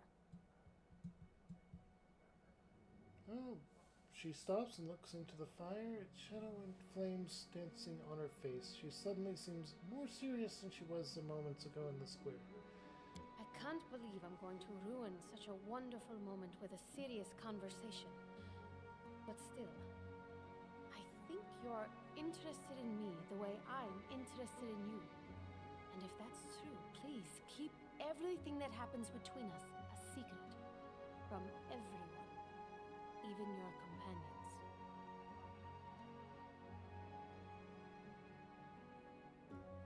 That's perfect. The land where I come from is full of opposites. Sometimes it's so hot during the day that the rocks melt under the sun like snow. But then comes night, and the cold freezes you to the bone. Night is the time when families gather at the fireplace, when parents hold their children, and when lovers share the heat of their bodies and fill their hearts with each other's heat as they drift into sleep. I want to show you how it's done.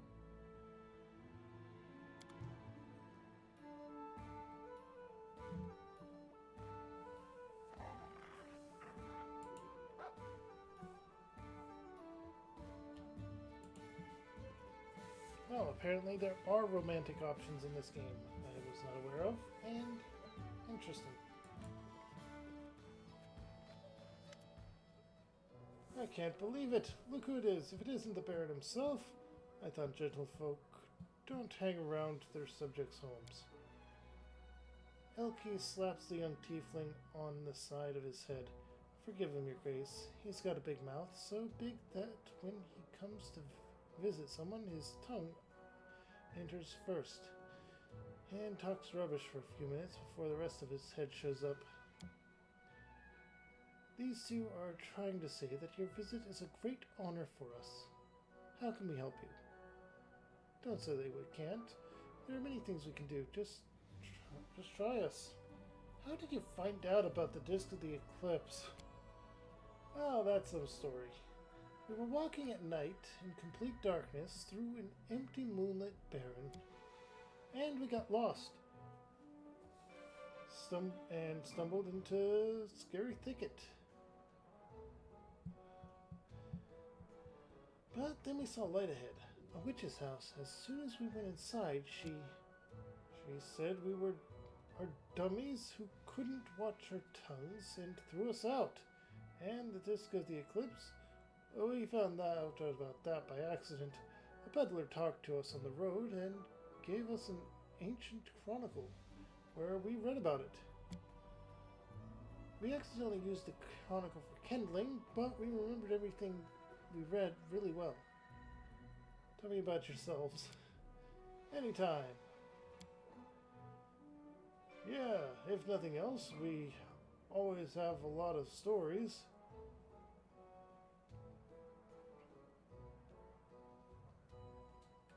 How's life for you here? Everything's so strange here. The ground is cold, the trees are so green it hurts to look at them, and even the sky is strange. It's like we're in another world.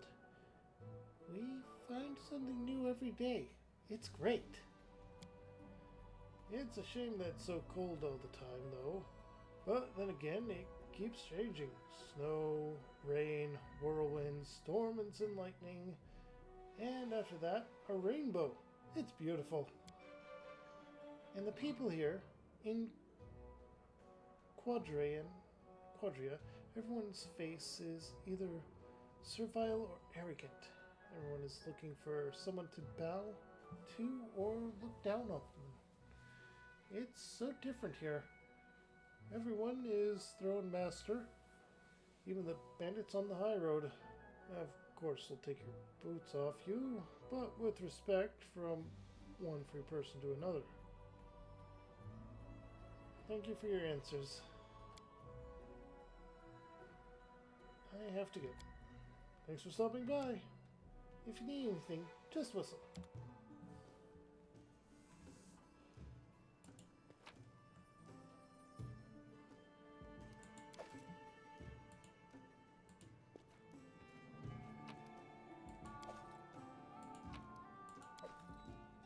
In due time.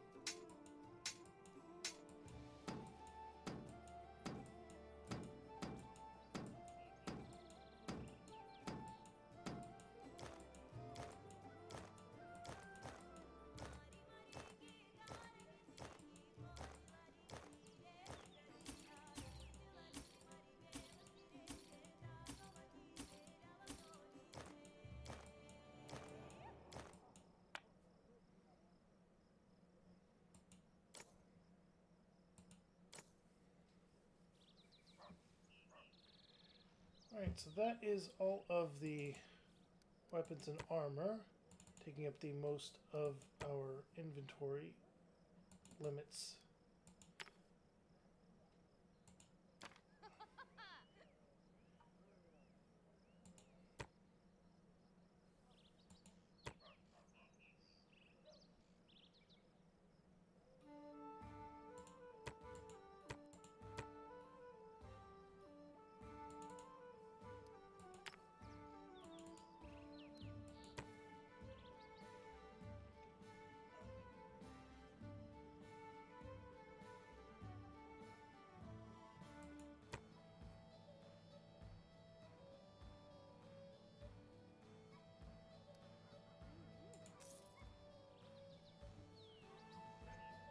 Okay.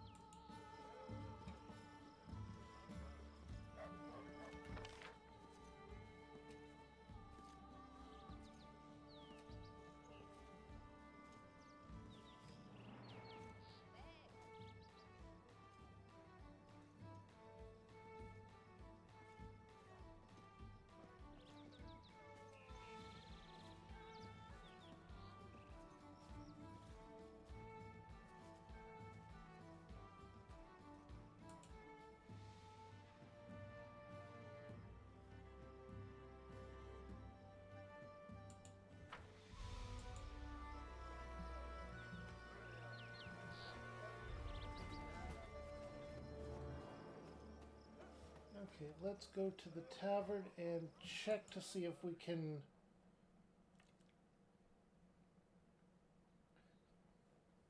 afford a...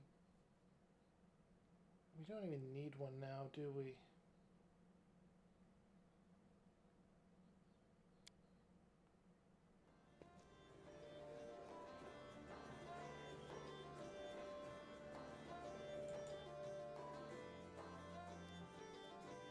Honestly, we still would prefer an intelligence character for that role, as that seems to be the stat that best helps.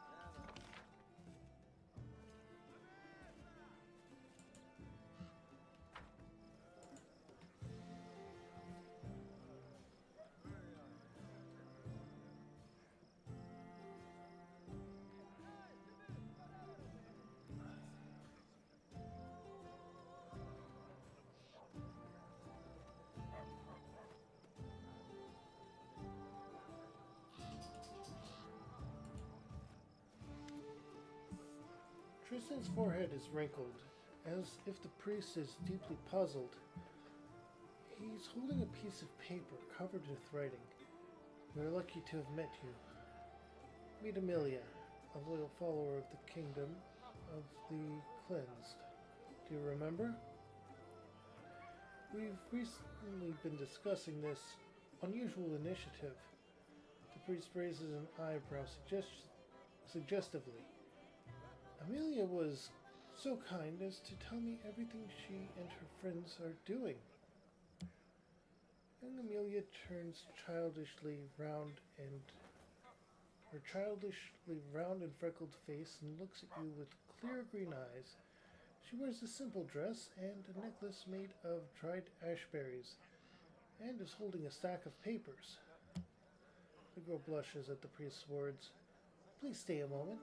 It would be a pleasure for me to tell you about our kingdom.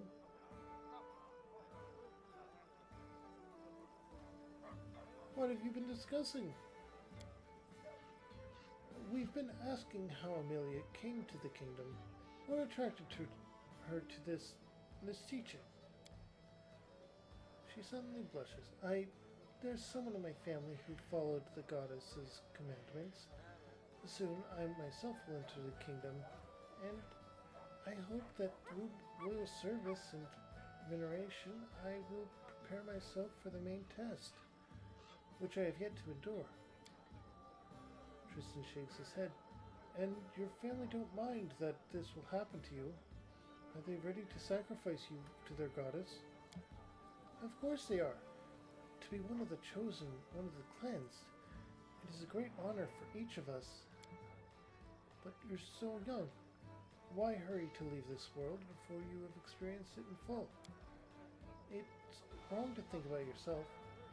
Once I wanted to live in Rostov, wear dresses and walk down boulevards. But then these terrible things started happening. So many of our people or so many people in our village died.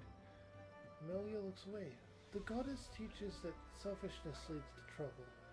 Now, my only wish is to serve the kingdom of the goddess.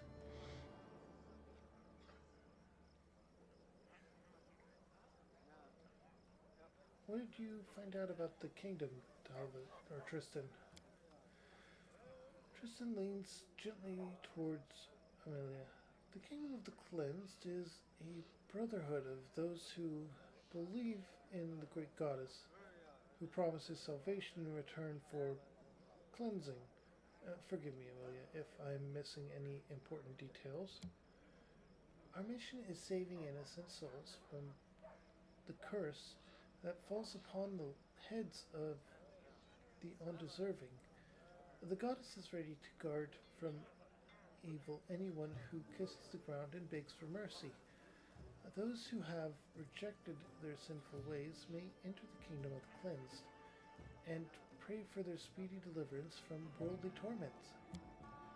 Amelia's voice becomes monotone, as if she is reading from notes, and her eyes stare emptily into space past her shoulder. To give your life for the goddess, isn't it the greatest honor any of us can receive? And destroying the false ruler, isn't that the truest duty of all of nature's loyal subjects?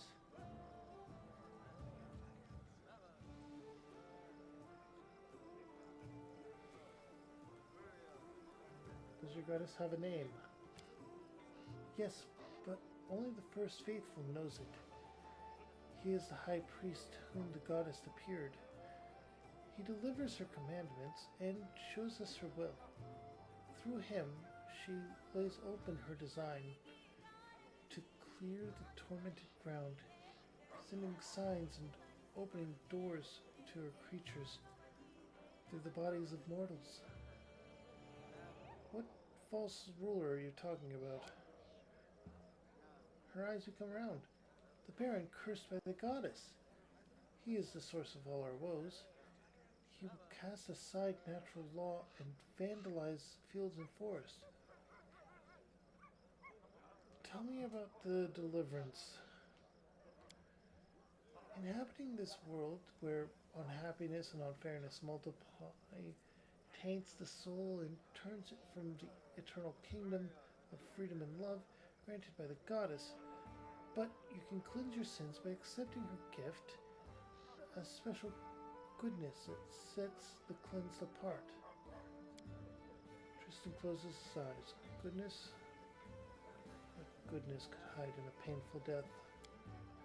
Not everyone is capable of withstanding the test, because the way to be cleansed lies through bodily torment. But those who overcome their passions and prove their loyalty become fair children, loud and beautiful as she. The soul of the cleansed rests in the hands of the goddess. You've been brainwashed.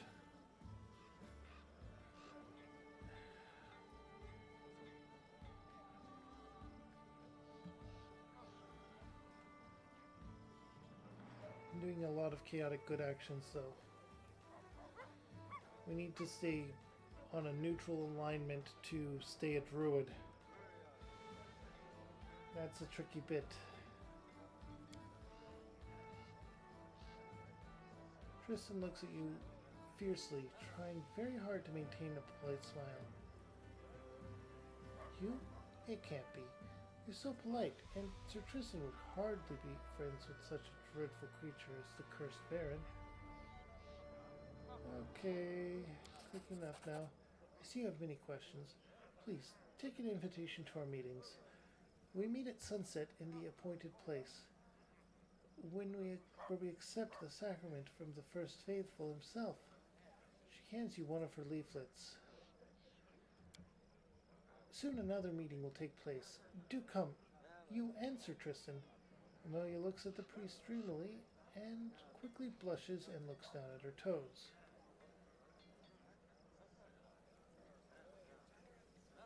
Okay, we got the information we needed. We're gonna go. I have to go too. I need to get to the other side of the city. I hope to see you at our next meeting, and you too, Sir Tristan. Tristan waves to Amelia sadly. So long, Amelia. May the good goddess save you.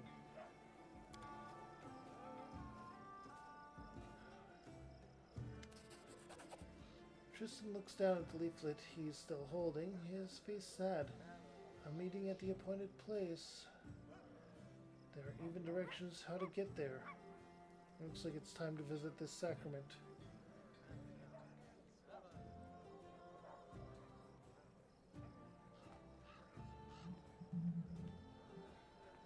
What do you think awaits us there?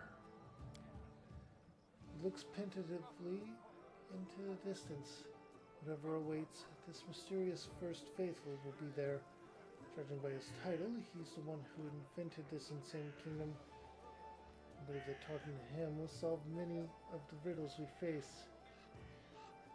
Will you come with me to the meeting? I would insist on participating in this investigation. I cannot let you go alone after I dragged you into this affair.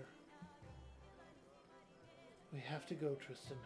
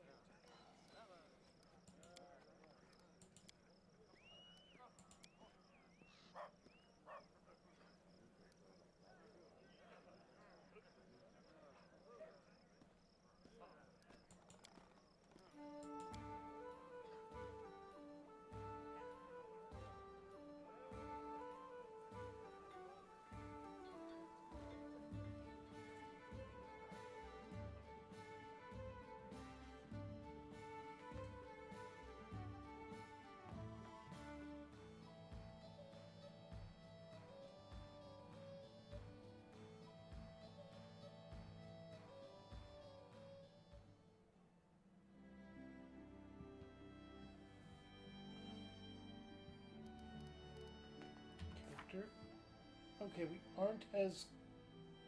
Oh, we're leaning more towards lawful. I should have done some chaotic good things. Okay.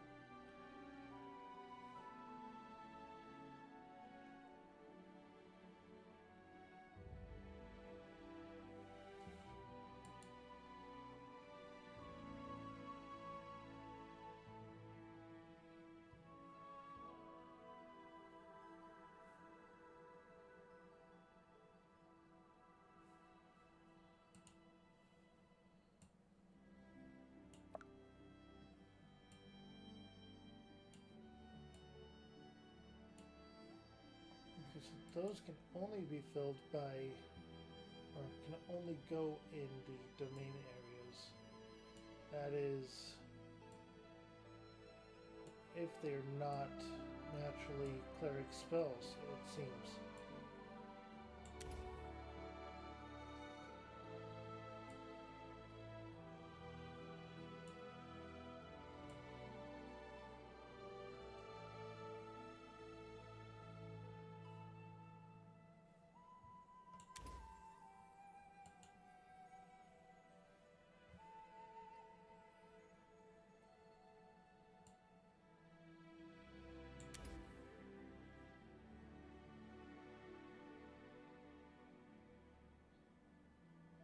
In your own hand.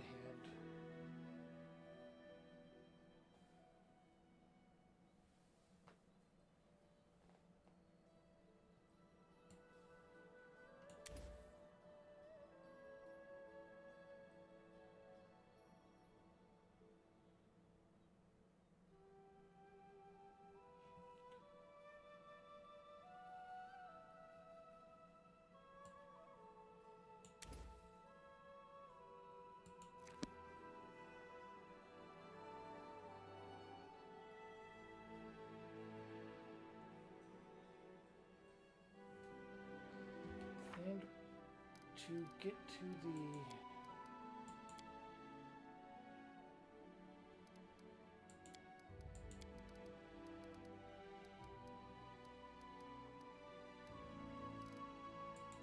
Kingdom of the Cleansed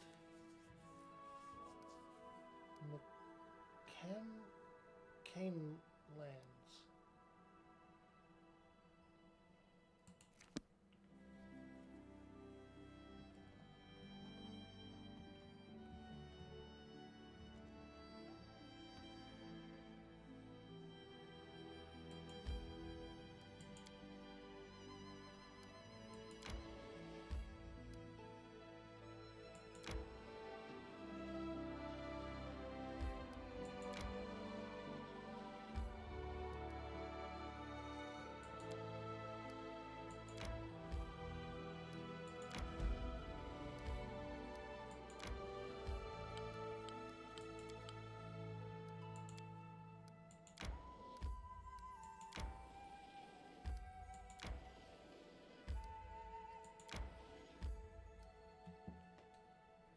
Alright, we are half an hour away, but let's get this story going after we save quickly.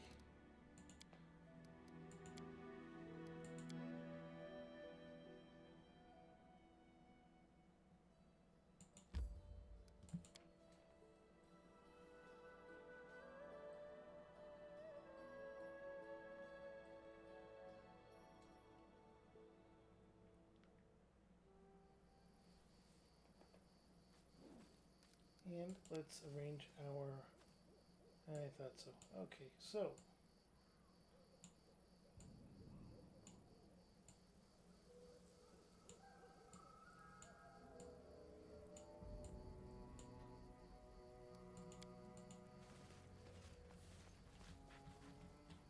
As it should be.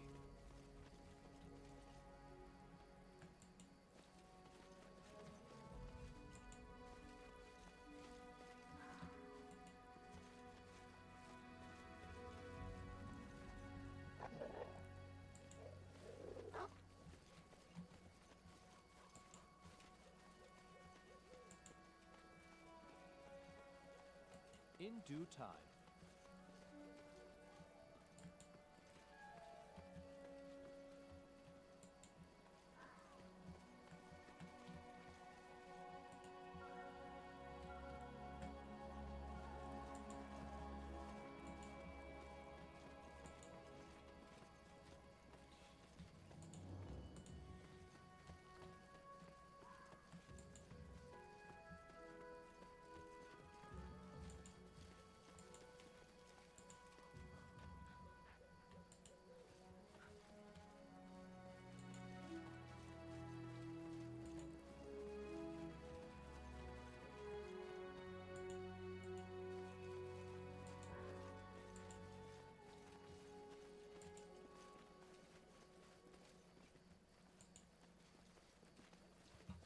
Needs to be at night, right? And this is the place.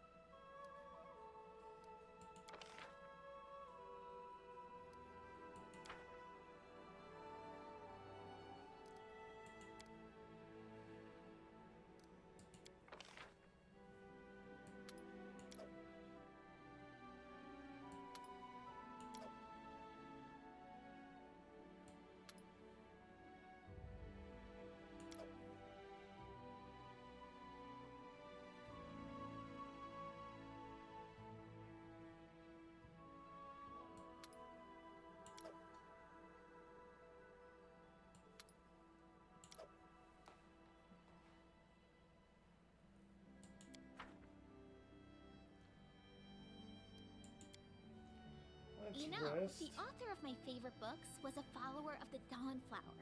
His name was Ash. He wasn't a man of the cloth like you, Tristan. He dabbled in the arcane arts, but he did find Saren Ray's teaching and ideology to live by. I like the sound of this, Ash. Perhaps I will have to give those books a read. Legend of the Arknights of Aveston, was it?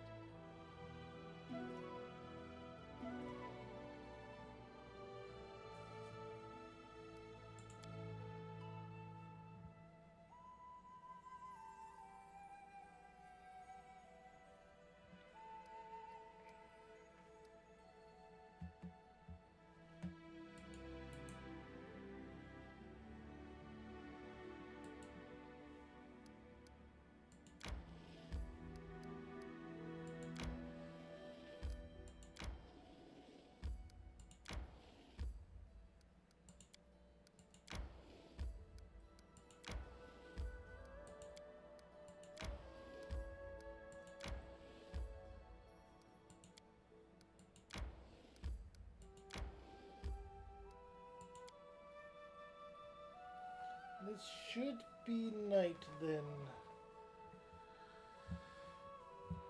If the bottom one is the time period.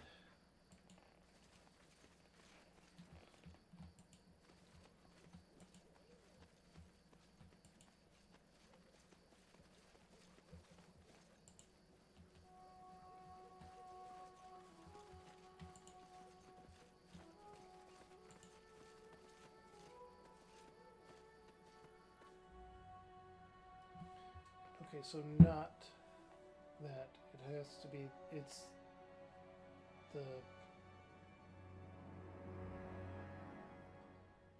Unless I'm supposed to go with only me and Tristan.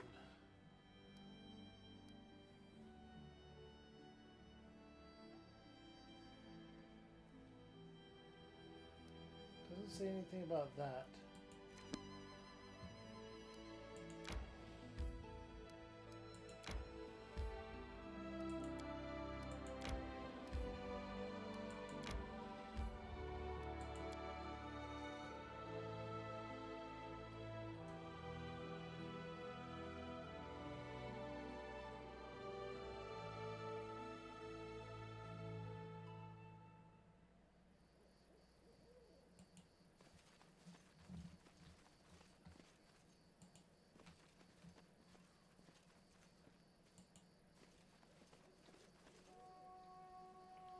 We are just in time. The sacrament has already begun. And the sky shall be split, the waters part, the ground itself will devour the evil that comes to us from the lands of death.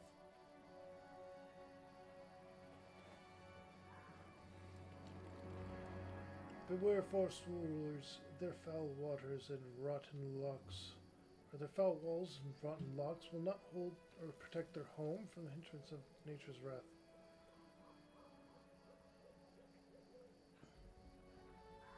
It appears that the restless old man have started preaching again. Anyone who stands under the enemy's banner will be crushed by the same unrelenting force that inspires me. All who fall to their knees and devote themselves to the goddess shall be cleansed. Pray to her, and you will be granted forgiveness and death.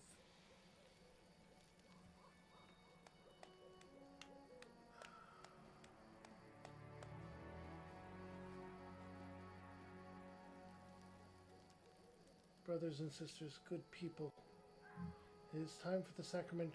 The first faithful will bless us.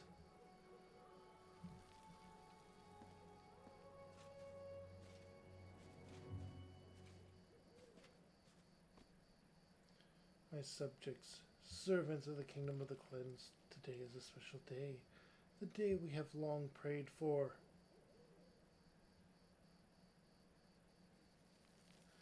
Today we shall finally wash away the filth of from our souls and clear up the path for our kingdom.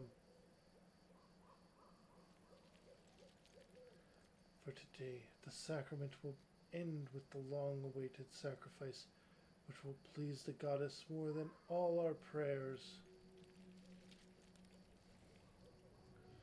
Once the goddess asked us meager sheep to repent our sins, but in our pride we were deaf to her appeals. Now she demands another sacrifice.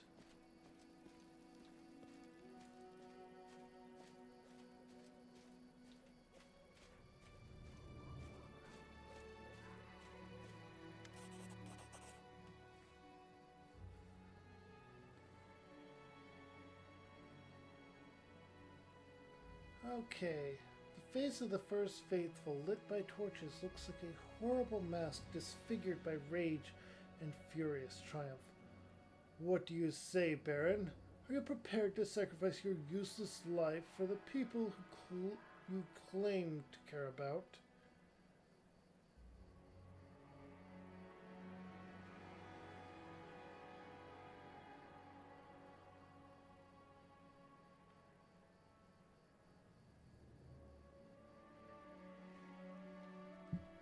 Chaotic good.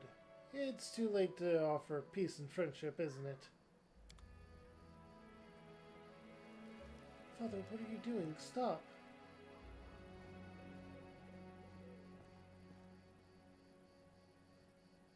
Blood for Gorham!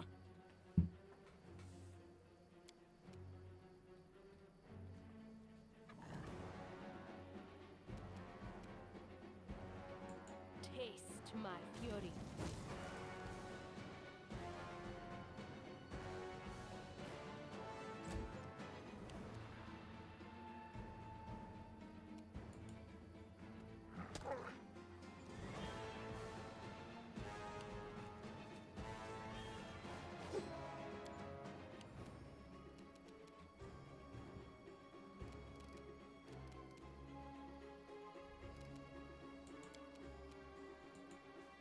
Inimosi, Travisi!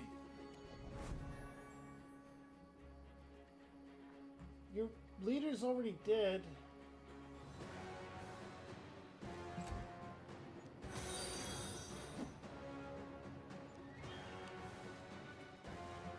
Yeah!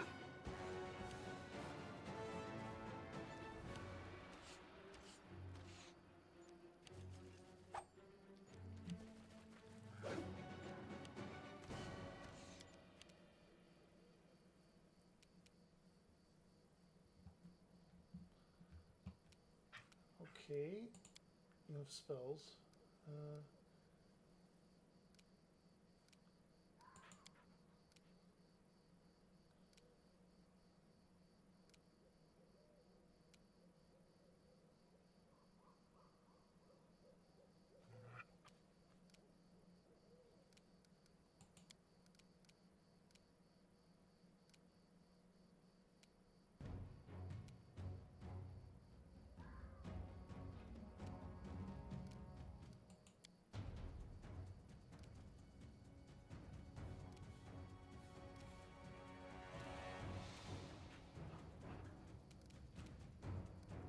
Let's go ahead and just attack you. Unworthy.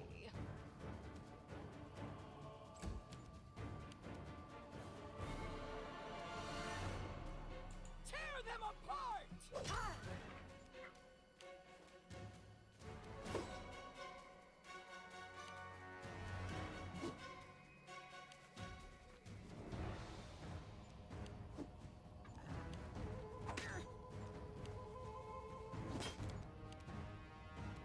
Lindsay.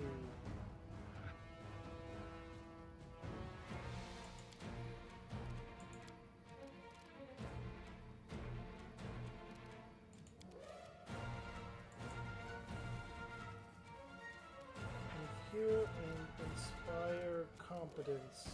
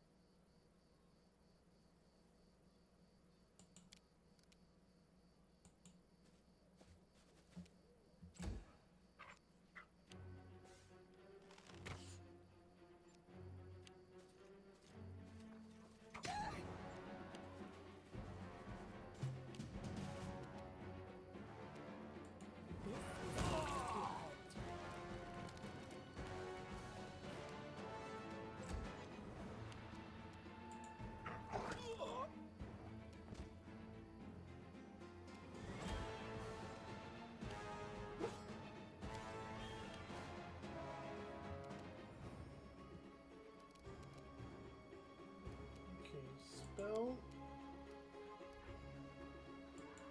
for going to summon Wild Bull. Actually, let's go with the leper. Matricchio Furios. Oh, all three.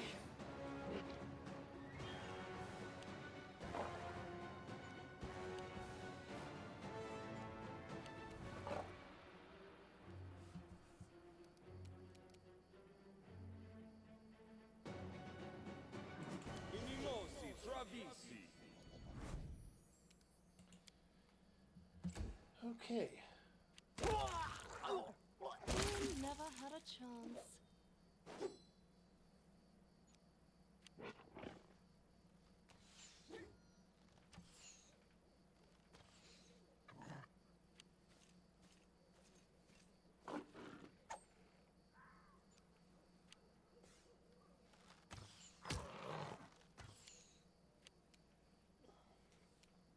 Wretched things.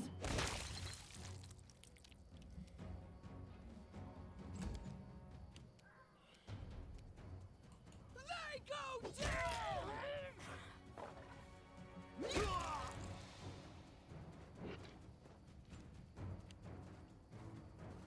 Yeah!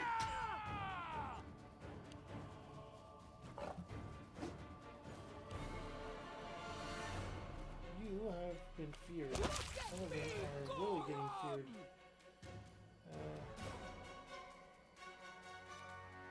Serves you right.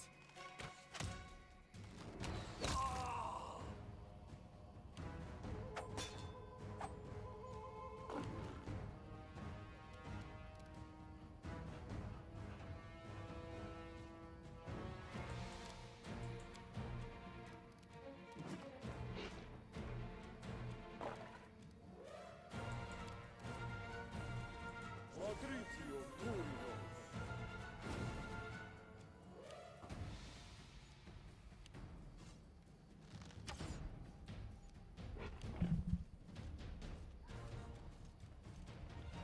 Okay.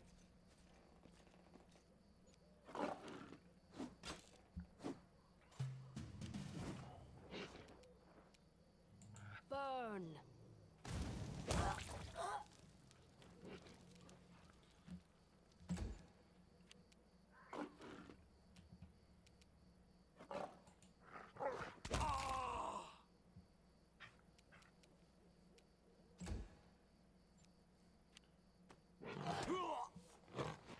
You cannot stand against me.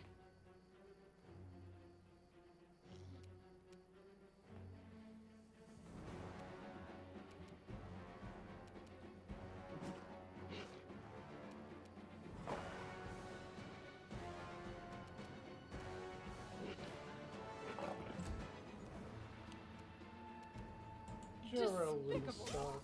Or Jethro. She wouldn't stop until they're all done.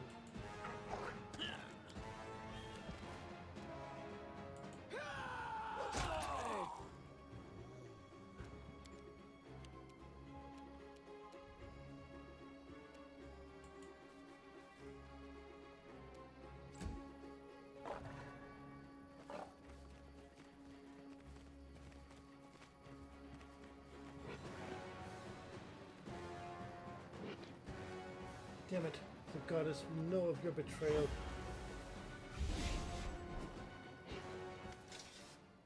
Tristan's forehead is sweating and he breathes heavily as his eyes scan the battleground. I can't believe everything turned out like this. The priest gulps and closes his eyes as if trying to summon his courage. Are you alright? No, the faithful shouted something about betraying the goddess. Tristan lowers his head and clutches his breath. I have no idea what's going on in his insane mind. Perhaps he meant that you refused to submit to his knife. Are you all okay? Tristan hesitates a moment. Yes, no, I'm not all right. I'll never get used to how quickly a peaceful conversation can turn into a bloody battle. This was so cruel and pointless. Tristan forces something resembling a smile. Don't worry, I'll gather myself now. It was a trap. You may not have noticed, but the first faithfuls changed the very instant he noticed you.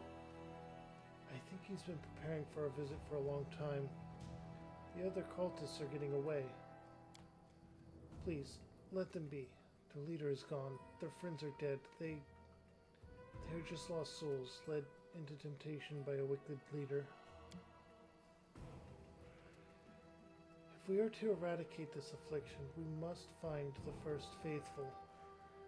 It wouldn't help even if we tracked down every peasant in his cult. Please, let us return to the city and consider how we may find their leader. You're right. You're right.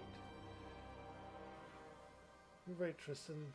Let's hope tonight's terrors are enough to keep these people away from the kingdom forever. Oh, thank the gods. Too much blood for one sacred ritual. Thank you. Their deaths would be a heavy burden on my heart. As soon as we reach the capital, I will seek out the former cultists and learn where the first faithful might have escaped. Find me in the city later.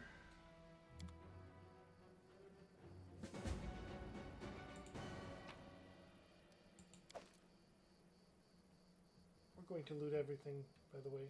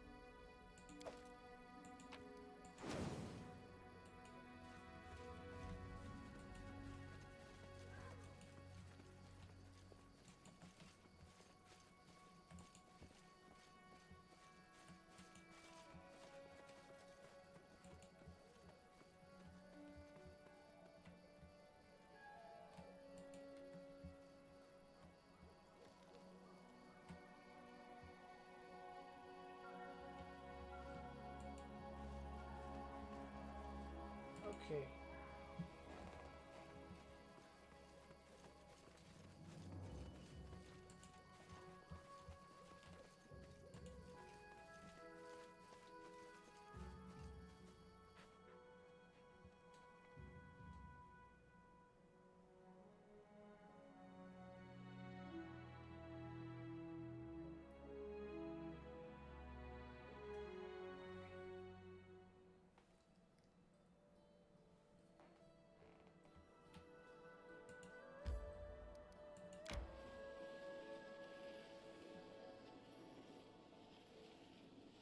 And back in the city.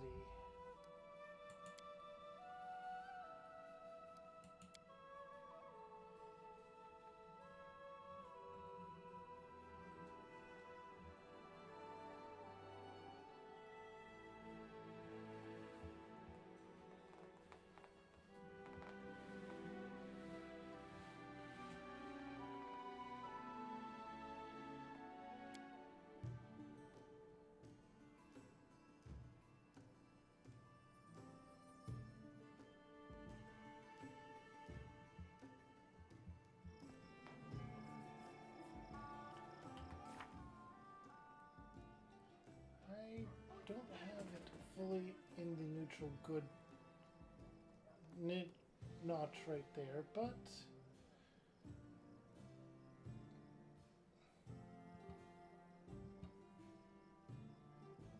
we're getting close to level 8.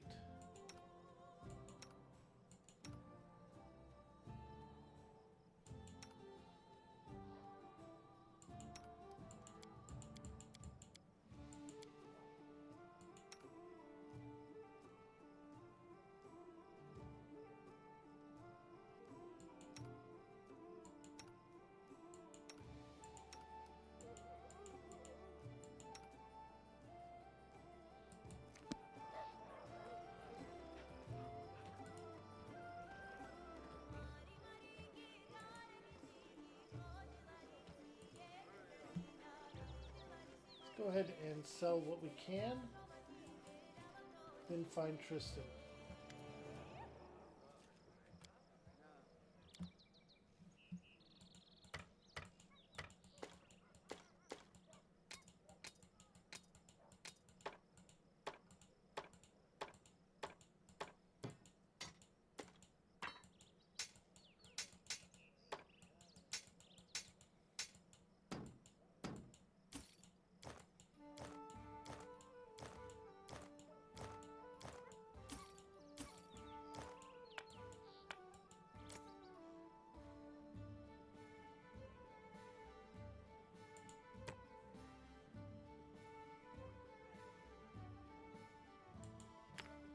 Decorated scabbard, a bit of coal.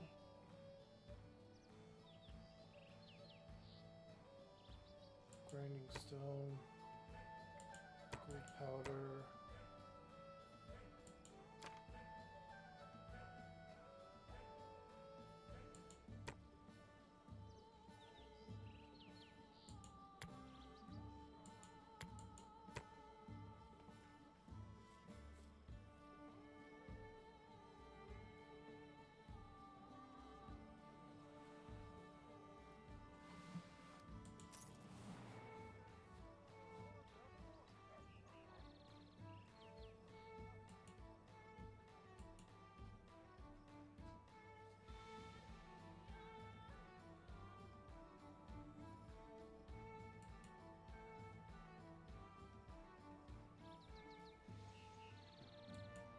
Other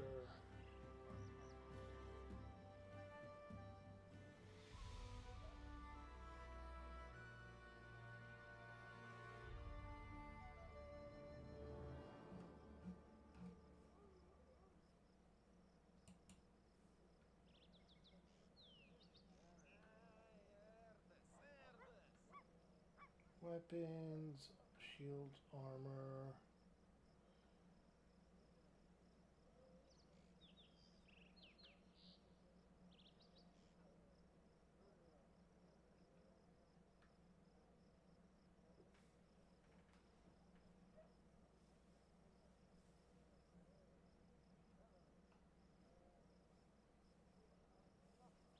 You do not have it. It was you.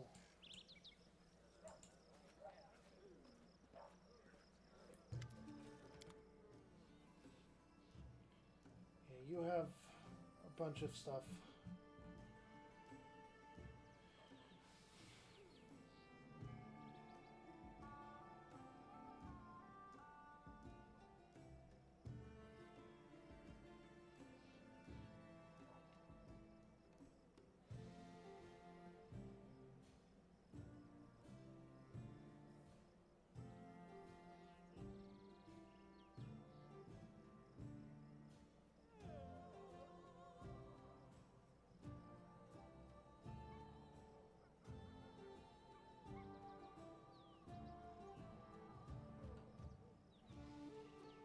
Here's the bag of holding. It is 25,000.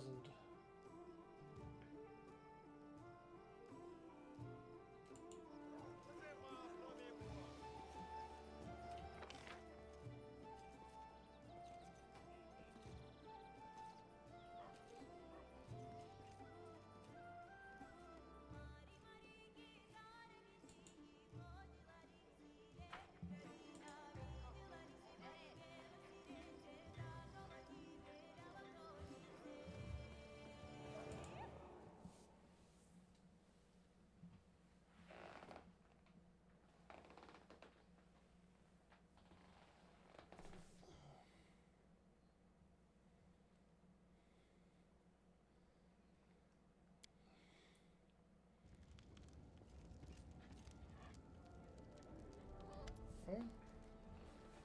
Look at this. Kinara is fiddling with a fine silver snuff box. It's just a small part of the treasure that workers found in the fort's cellars. The treasure's unpleasant history puts both of us, you as the Baron and me as your treasurer, in an awkward position. To Muller Fulson from his brother-in-arms. Kiara frowns, reading the text engraved on the lid. And all the other treasures are the same. Goblets, silverware, jewelry, some still tainted with dried blood. Apparently the Stag Lord stashed away many of the valuables he had pillaged. And now we must decide what to do with this dark inheritance.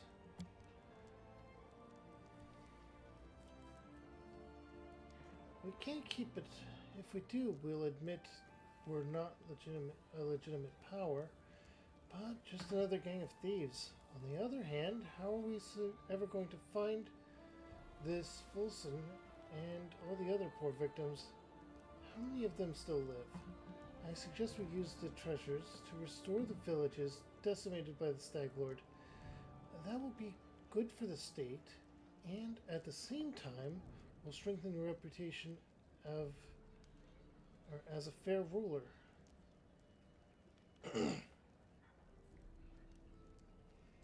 Yes, they could be dead or on the run. Use them to revive the villages that suffered the most under the Stag Lord's reign. That's the right call. This way you'll be able to present yourself as a fair benefactor for your subjects at their own expense.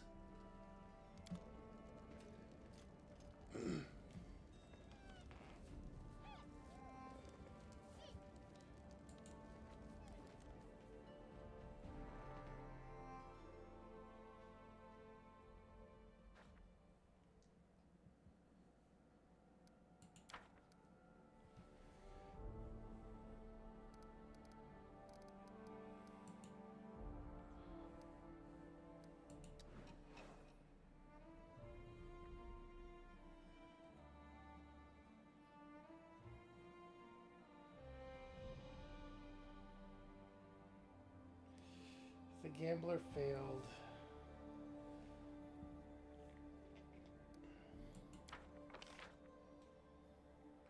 We got that.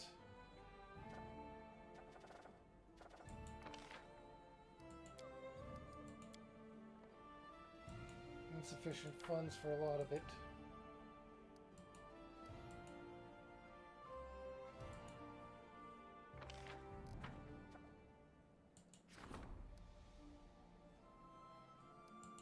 She is busy.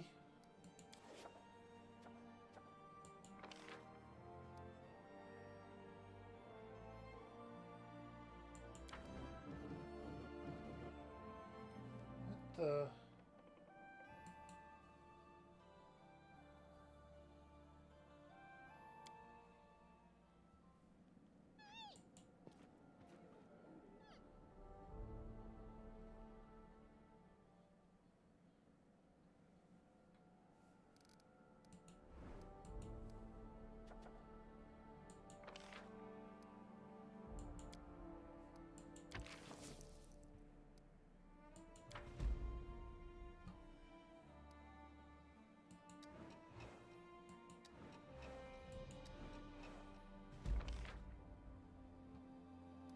Alright, we put the nasty rumor to rest.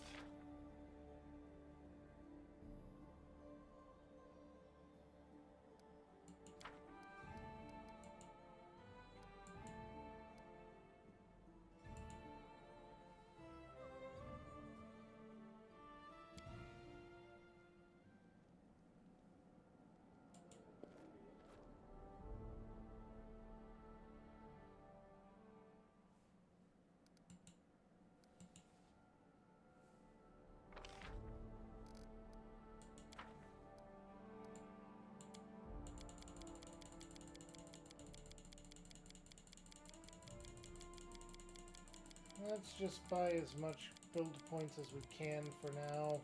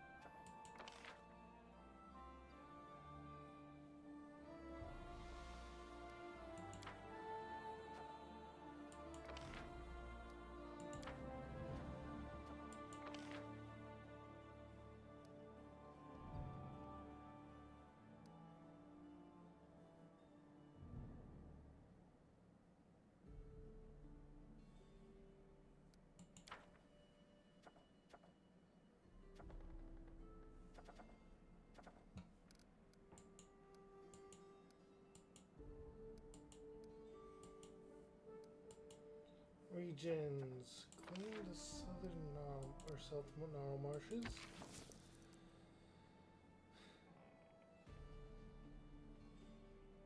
We don't have enough BP.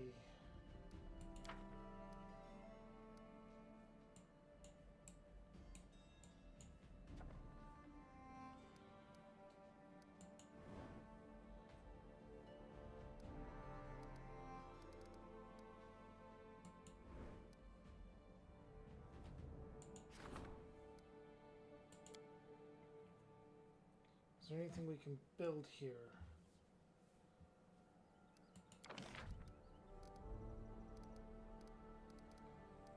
No, we have a full...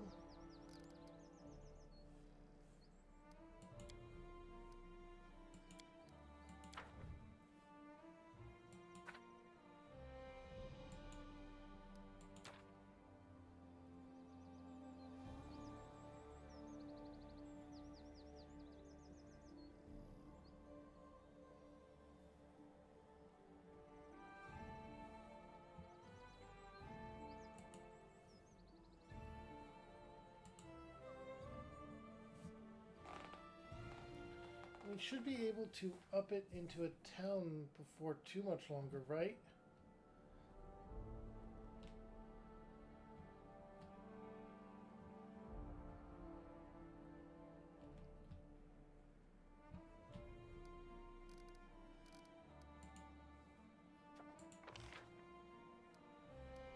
Even have his...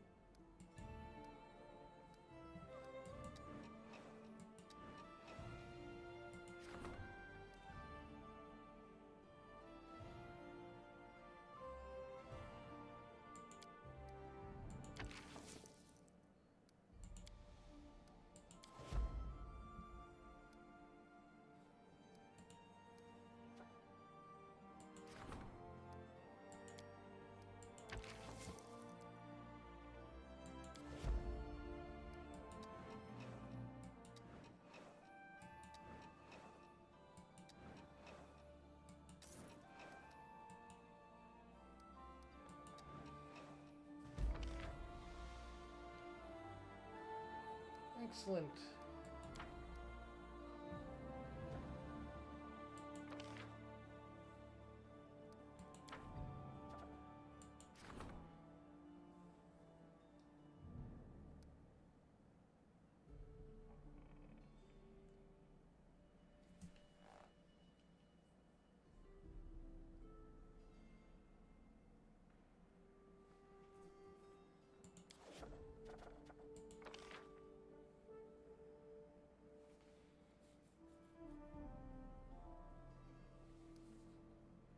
Mivon will dispatch troops to watch the trade routes with our capital.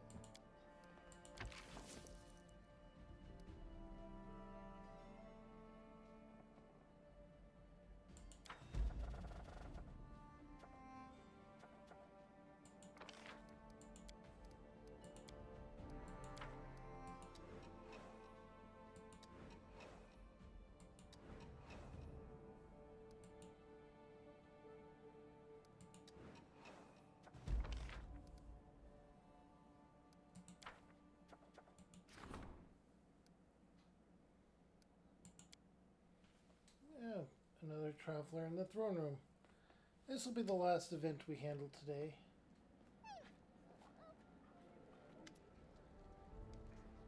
There's Gunderson. A plump man in his 30s approaches you.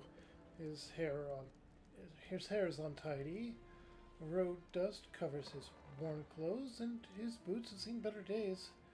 The stranger speaks to you in unusually high-pitched voice. Your Grace, I demand justice! Crime in the barony is on a rise. The man shakes his clenched fist and drops his hands helplessly. In open daylight, I was tricked, robbed, and if that weren't enough, humiliated. A A gang of local thugs tricked me into trusting them. They found out about my possessions and disappeared with my treasure. I sent them to an island on Candlemere some time ago, and they just vanished into thin air. I beg you, find these scoundrels, retrieve my treasure. I'll pay handsome sum to be sure those villains are brought to justice. Who are you? Willis Gunderson, Your Grace. I'm a scientist, an explorer, an adventurer, and a renowned expert in treasures and artifacts of virtually every era and culture.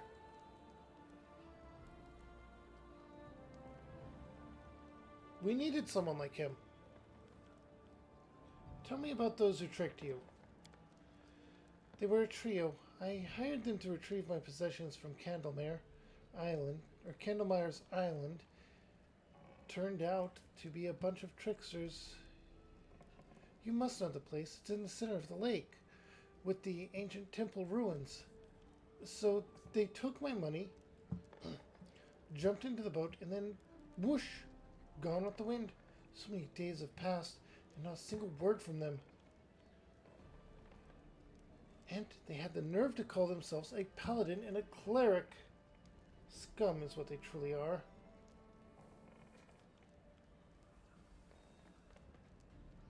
Can you tell me more about them? A ranger, a paladin of Aurori, and a cleric of Nethys.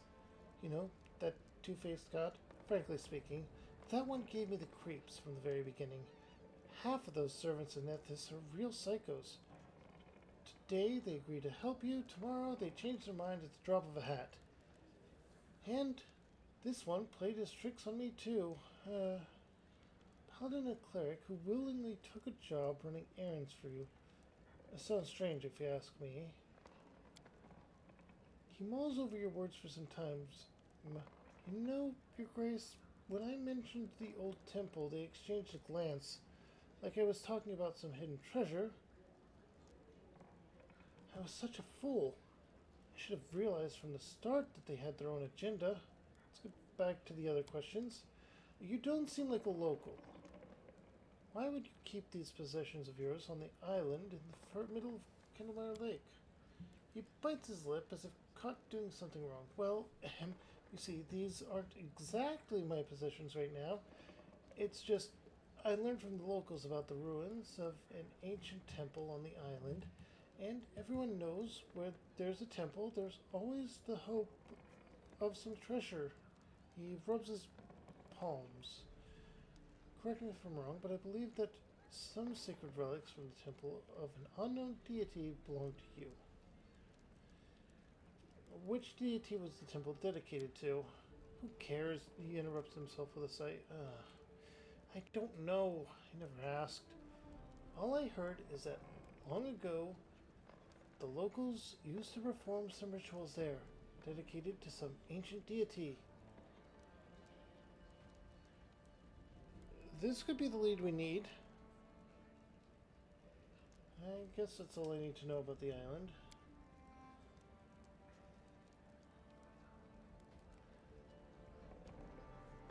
I'll try to figure it out.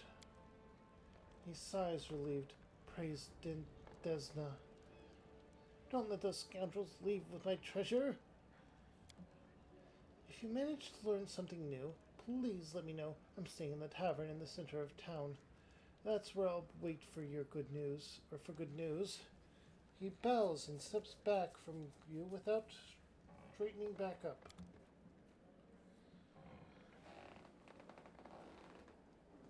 Alright. The Curse of Candlemere. An ancient unknown deity.